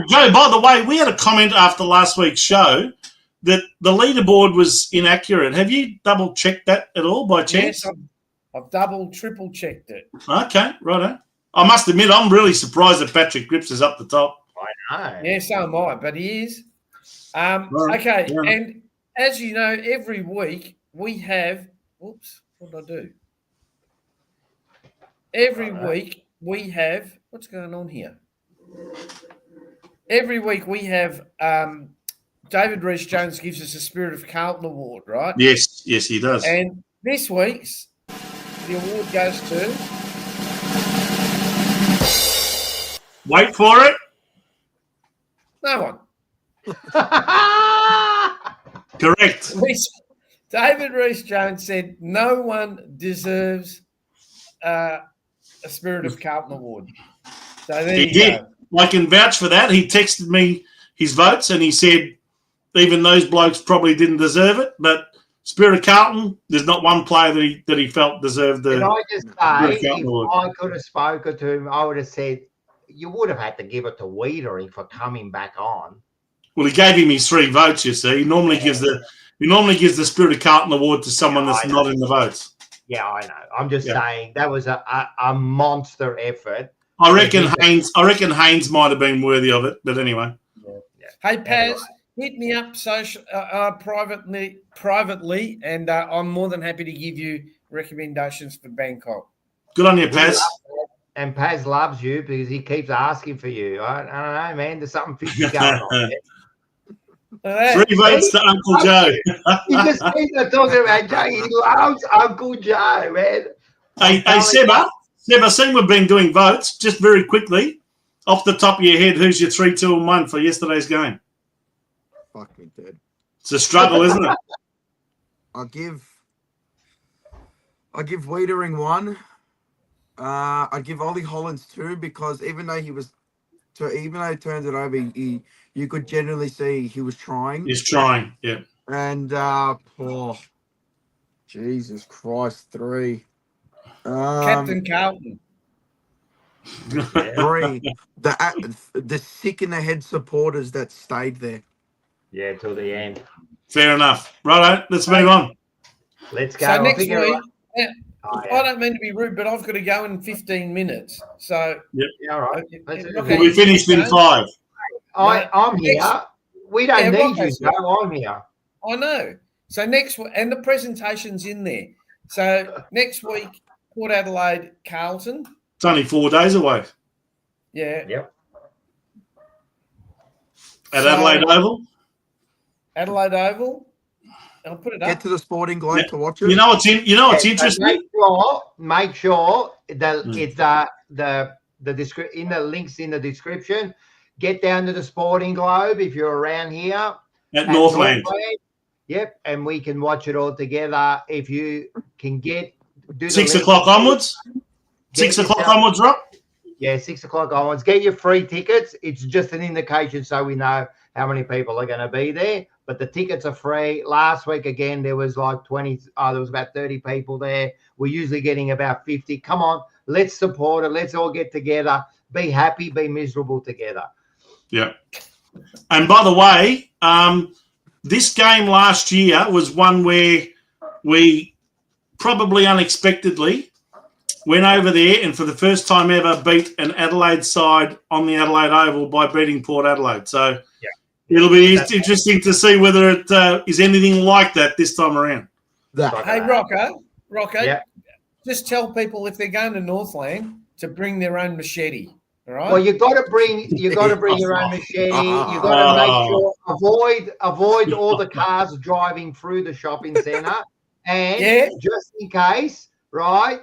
Be careful because a few of the shops are on fire at the moment. So those poor shopkeepers and owners of businesses down there are just terrorised. What's happening in the state of Victoria with crime and all of that? Seriously, it's a joke. It is a sick joke. I've spoken to like the owner of the Sporting Globe and they did get a hit after that first event with the people with the knives. They did. They got a hit. They've closed it, and now people. So listen, don't be scared. It's all good. I'm going to be there. So get down there just to support the local. Don't let these people scare you. Yeah, determine how you live your life. Trust me, it's all good, and we've got to support these people, even if it's just going down there and saying hi. Are we up to the next segment here that everyone's been waiting for? Yep. No, well, I'll give you the tips. This is our tips. Oh, yeah. Rhys has gone for. Rhys didn't give us his tip, but he No, he did. He did, Joe. You got that wrong. That was last week. You didn't send it to me. I beg to differ. Here we go. Can I correct that? In David Rhys-Jones's defence, he texted me and said Port by 40 points. Oh, wow. Okay. I didn't get that message, and I'm checking. Well, you mustn't have checked our WhatsApp page because it was there. All right. So just quickly, let's go. Port by 40. What do you reckon, Vince? Look, I've gone for Port Adelaide as well. I think I went for 29 points. I think the spirit has left this group. I think that they are not playing with any belief, with any zest, with any life. And they come out in the first quarter and they show a fair bit. Even yesterday's first quarter, I thought they dominated. They probably should have been 4 or 5 goals up, but in the end it was 2-6 to 1-3. And then they had nothing else left until North Melbourne put the cue in the rack. And then they came out and kicked 5 token goals. So over there, I think Port Adelaide will be smarting from their loss yesterday to Sydney. And I think you'll find that one of Ken Hinkley's last ticks of the box will be, before he leaves Port Adelaide, is to beat Michael Voss and his team. And I think they'll be very determined to beat Carlton next week. 100%. Vince, in my defence, I just checked the whole messages and there is no tip from David Rhys-Jones. It doesn't matter. Reese by 40. You're going to go 26. I'm going to say this is the first time this year. Yeah, but that's wrong because he's not saying 26. So no, Joe himself. I'm going Carlton by 7. No, I'm going to go Port by enough. Just enough. Can't do it. Yeah. I've got to catch all I'm saying, Joe, is look, forget whether I sent the message or not. All I'm saying is don't worry about it. David Rhys-Jones's tip is Port Adelaide by 40 points. I can assure you of that. I'm going to fix this up then. Yeah, all right. And all right, so because this is coming on, this is going to be the biggest show ever. You know that once I get on, shows go for a long time. I don't know why that is, but again, people are staying on. Make sure you like and subscribe. Trust me, it does help the channel. Sebba, his thing just froze and left. Yeah. But let's thank Sebba coming on. Yeah, thanks, Sebba. Yeah. I'm sorry to have lost him, actually. I was hoping to say thanks for joining us. It was fantastic to have him on. Yeah, he just froze up, but that's all right. That's Sebba. We might get him back on next week. Yeah, he'll definitely come on. Trust me. All right, let's move on. What do we got here, Joe? Next. Hang on, I want to see that. Rocco, the 4-hour specialist. Jeez, you know, last week between Forever Rivals and then and Jumper Punch, and then I went on and helped the Monday Blues. I was on for 9 hours for Carlton talk over 3 days. And then you're telling me that I'm not a true supporter. Well, you know what I think about that, do you? So, yeah, exactly. It's all good fun. I love this stuff. Yes, here we go. Well, I've basically said my verdict throughout. I thought, you know what? What's the point in waiting till afterwards? We had Peter Brown on. I've said the majority of what I've got to say. All I can say in conclusion is that if anyone thinks that sacking Michael Voss and that's all, and replacing him with someone else and a new group of assistants is going to change anything in the medium to long term, you're kidding yourself. It might give us a sugar hit for a while. It might do all of the same things that it's done for the previous 8 coaches, but it is not the ultimate solution. We have to look higher up and change things where it really matters, because the fish rots from the head. 100%. So I'll leave it at that. By the way, can I just something? Vince? Yeah. Just on that point. So we've had people earlier in the chat say, so how do we change it? So it's not. We've got to get behind a ticket. But that's what I'm saying. It's not like you can go there and say, no. All the average supporter can do, seriously, is if there's enough of a groundswell, they can literally create gatherings of members. Oh, there's Sebba. He's back. He's back. I thought I'll bring him back in because they could literally storm Icon Park with chants and banners saying, demanding the board to resign en masse. Because I'll tell you one thing that has not happened in the last 25 years. Not one board member has ever come out and said, I am part of a board that has failed, that has made decisions that have turned out to be the wrong decisions, that have led to the club getting stuck in a mire of mediocrity and failure, and therefore I've had my term, I'm leaving. They all stay. They stay long enough because it's 8 years and you can become an immediate life member if you're a board member. The maximum you can stay is 12 years, and there ain't too many board members who have ever resigned before their 12 years is up. Let me assure you of that. Can I just say something? There's not too many. There are some, but not too many. And I believe that most of them are there for their own selfish reasons. Yeah, can I say something about all this board? Now, we see people, and most of the people that are saying it on the chat, just give me the word and I'll be there and all that. I just want to say something, and I'm sure most of the people on the chat would be. They're great people, and they kind of like, you wouldn't be watching our shows if you wouldn't be on the same wavelength as what we are saying. But 4 years ago, I just, on Vince's behalf here, when he made that and he stopped them doing what they needed to do, and there was half a challenge before they decided to give some legal actions against us or against Vince, right? Let's be honest. Hey, you struggled to get 100 signatures. You struggled to get 100 signatures so that we could do, or you could. It was during lockdowns. It was during COVID. We ended up getting we actually got double that, but nevertheless, it was a real struggle. It was a real struggle. And just to correct you a little bit, Rocco, because I think some people might get the wrong idea there. What it was that the board at the time, led by Mark Lejudice as the president, in his last and final act as president, tried to hoodwink the members by introducing a new constitution. They dressed it up with all of this Indigenous stuff and all of this recognition of women and all the rest of it in football. They did not at any stage identify and promote and make the members aware that they changed a number of clauses in the previous constitution into their new one, which basically gave them unlimited power. In all practicality, it would have given them power forever over the club.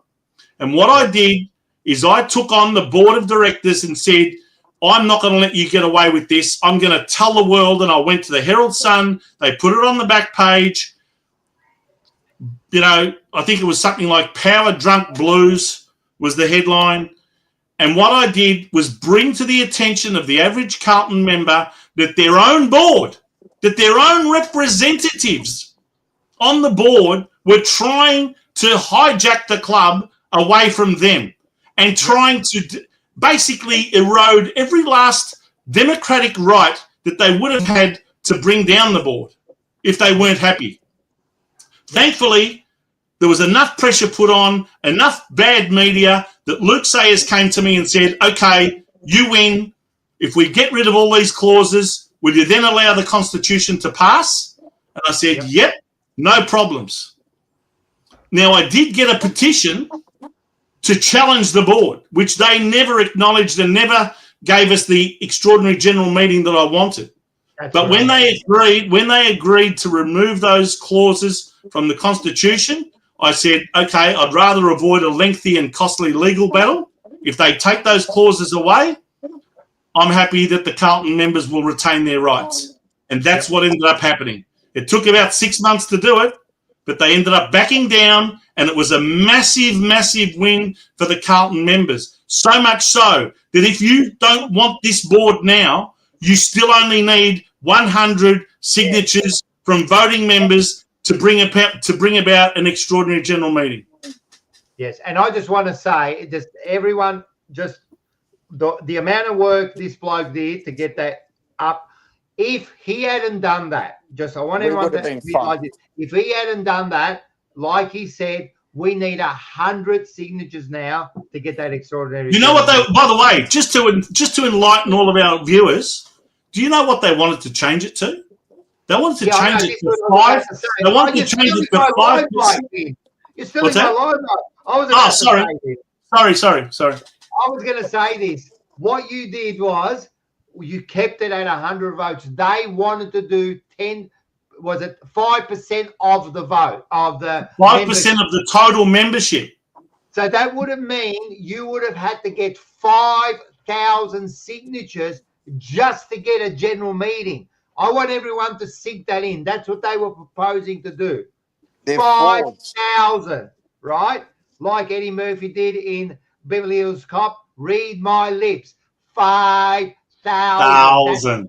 That's what they wanted, right? And this man here kept it so we could. So at this moment, you could get 100 signatures, and you can get that, So that's what we did. So, but at the time, everyone was a little bit, I'm not sure what's going on. Trust me, follow the people that show the passion, mate. Follow the people that show the passion. Sorry, Joey. I got a split. So, Sebba, you can be Joe. All right.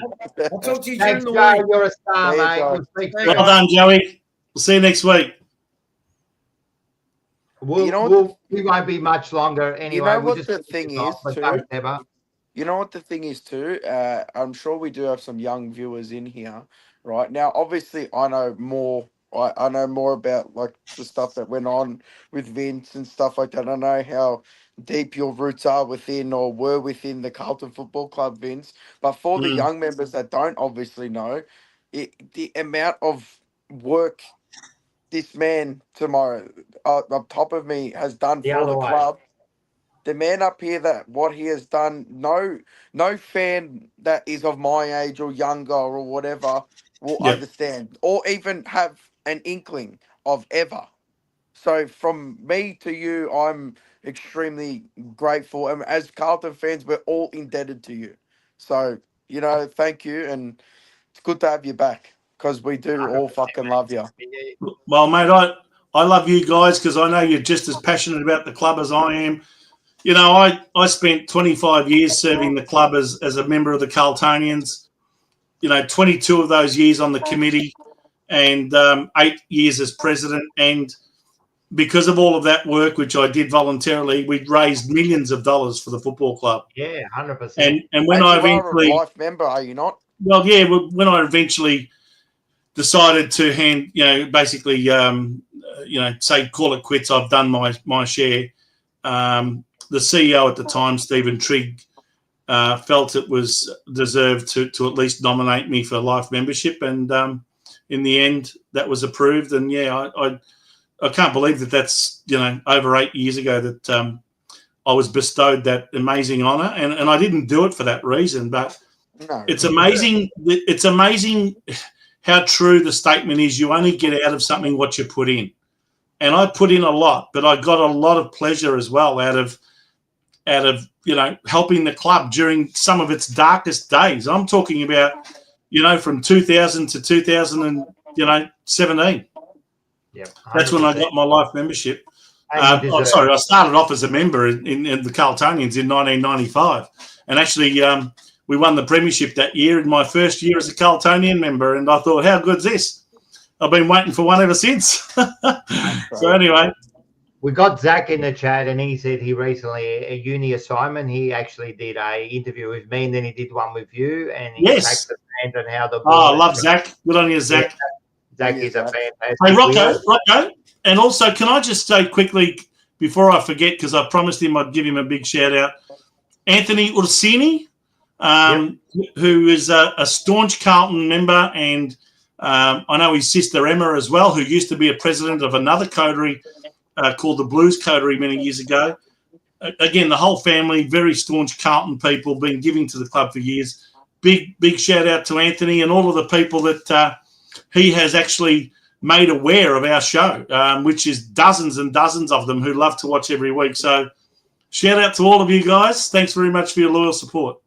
Thanks, May. You're a star, man. All the people that support, it's just amazing. When we started this, I think we just cared that we just did a show, especially Jumper Punch and that. To have actually all these people watching is amazing. Thanks to Slobbo for the $2.99. Vince is breaking my iPhone.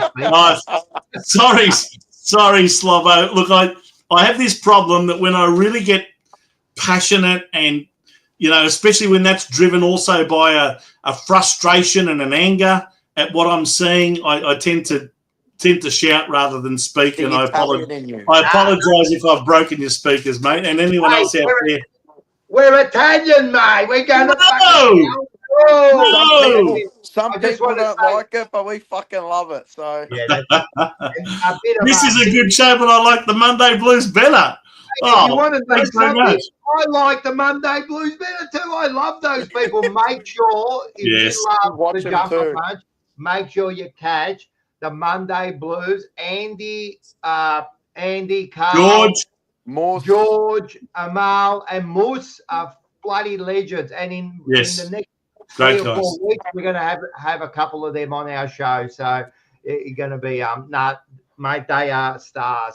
But look, everyone's loving. And by the way, whenever we have to do our Sunday show on a Monday, which we had to do 2 weeks in a row the last couple of weeks, we always make sure that we start at 7:30 and finish at 9, because we know that most of our viewers love to then switch over and start watching the Monday Blues at 9 o'clock as well. So the Monday Blues and the Jumper Punch, people go like the sister channel. No, they're our brother channel. They're not our brothers. Channel. They're absolutely equal with us, and I love Andy and George. We saw George and his brother. We saw him after the game, man. Like, they're just stars. But I work with them too, mate. I would never put anything up against their show. You know what I mean? By the way, someone's just some other channels. Someone's just told me that it's not that I'm shouting, that my speaker is turned on high. No. Let me assure you, I'm shouting. Put it higher next time, Vince. Even Tanya comes in sometimes and says, "Would you stop yelling?" Yeah, actually, sorry, Sebba. We need you to jump on Forever Rivals on Wednesday, because I put the link out. How about you do that this week? More than happy to, mate. More than happy. Give it to Manny and Mark. How's that sound? Well, after the way Carlton performed, I don't think we're in a position to be giving it to anybody. Anyway. Yeah. Aussies. I actually don't envy you, Rocco, having to try and, defend the Carlton flag while people like Manny just continue to wallow in success. Yeah, that's it. Listen, man, It's been a big show. I don't know. Did we have anything else? I can't remember. I think that's just all we have to do is remind everyone of the shows that are coming up. So we've obviously got the Jumper Punch on Tuesday night at 7 o'clock. Tune in for 4 hours of unmissable entertainment, headed up by Rocco himself, along with the Sebastiani cousins. Yeah. Mars and Paul. And that's if Paul decides to turn up and doesn't get called up by SE. He's been turning up. He's not worth it. No, I know. I'm only. He'll be there for this one. Yeah, he'll be there. I'm telling you. If you listen to our chats, we're ready for Tuesday. Can you let us in on who the guest is going to be this Tuesday night? No. Or not yet? Not yet. It's always a surprise. How about if we do one with just us? It's always a surprise, Rocco. I know. I try to keep it that. But what about if we do one with just us three? We make it like a general. As in you, Mars and Paul? Yeah, just emergency. You normally do that at the start of the year, just to sort of say, hey, we're back. But there we go. It's going to be, if it's just you three on Tuesday, it's going to be the We Told You So episode. Yeah. Yes. Listen, after last week, you copped it. Use a negative. Use a this. Use a that. Yeah. And by the way, Forever Rivals starts at 7:30, I believe, on Wednesdays. Yeah, 7:30. And Michelle's great. She's on all our shows. She comes and she chooses Forever Rivals over the front bar. Hey, one person at a time, mate. One person at a time. We're going to take them all. And then, of course, as Joe Lutzer would say, our Bangkok Joe, the jewel in the crown, Blue Sunday is back next Sunday night. That's it. Which will be 3 nights after the Port Adelaide game. So plenty of time to digest it. Tonight's show's been a ripper, man. We had the biggest audience we've This would have to be a record length show. We normally go for an hour and a half. Tonight, we've managed to extend that by an hour. So I hope people haven't minded us going well over. But I reckon it's been an absolute gem of a show. Having Brownie back was fantastic. And having you here, Rocco, for the entire show. Having Sebba come on as a special guest unexpectedly at the end. And, of course, Bangkok Joe. Bangkok Joe turned up late and left early. Look, between Bangkok Joe was working. He just came back from a flight and he rushed over. So the bloke's a star. Scotty Tompkins, he chooses TJP over feeding himself. And I can tell you that's true from Scotty. Good on you, Scotty. Good to see you. Before we end it again, we can't reiterate it enough. Thank you to Joe. I mean, Joe, obviously, but thank you to Thank you to Big Vincenz for It's all, my pleasure, for all Sebba. your I love hard you, work, mate. and it's so I love good to you. finally I love your have you back. brother. Your brother is an It's so absolute good to have you star. back. He has more. He's more cluey. You and your brother are more cluey than the majority of Carlton supporters as to what's really going on. We're thinking ahead. You know, it's amazing all of the analysts that are out there, all the shows and podcasts that analyze statistics, and they do all the player ratings and all this garbage, right? And they come up with all their predictions for the week. They're going to preview the game, and they come out with statements like, "Oh no, look, we just win this week. We just win. Put it down. You know, we're going to win." And most often that they say that, they have their absolute pants pulled down, and it's happened again this week. The amount of people who just and look, by the way, one of those people who I love and admire is Bucky on My Blue Heaven. I love watching his previews and reviews, and I'll give Bucky some credit. After the Hawthorn game last year, when we got absolutely touched up by Hawthorn, he said, "I got egg on my face. I'm going to show everyone how much egg." He named all of the Hawthorn players and in the coach and everything, and he smashed egg after egg all over his freaking head. It was one of the funniest shows I've ever seen in my life. But this goes to show you, it doesn't matter about all of the analytics. You guys have got a feel for what's going on out there, whether the players are in tune, whether they're playing for the coach or not playing for the coach. Mars said it in round one. In fact, I think he even said it after last year's elimination final. Boss needs to go. And I'm telling you now, it's inevitable. It's just his time. He's a victim of circumstance. His days are numbered. I'm telling you, his days are numbered. He's just a victim of circumstance now. Yeah. That's all it is. I'm not saying it's all his fault, but ultimately it's always the coach that cops it in the neck, because ultimately he has to be responsible for the way the team plays. And if the team's not playing for him, sorry, Michael, you've had 4 years. Here's a payout for your 5th year, no doubt. See you later. You watch. It'll happen. Because I don't think Graham Wright is here to waste time. I don't think he's here just to keep things going as they were and say, "Oh, well, he's got another year on his contract. We'll go into another year of mediocrity." No.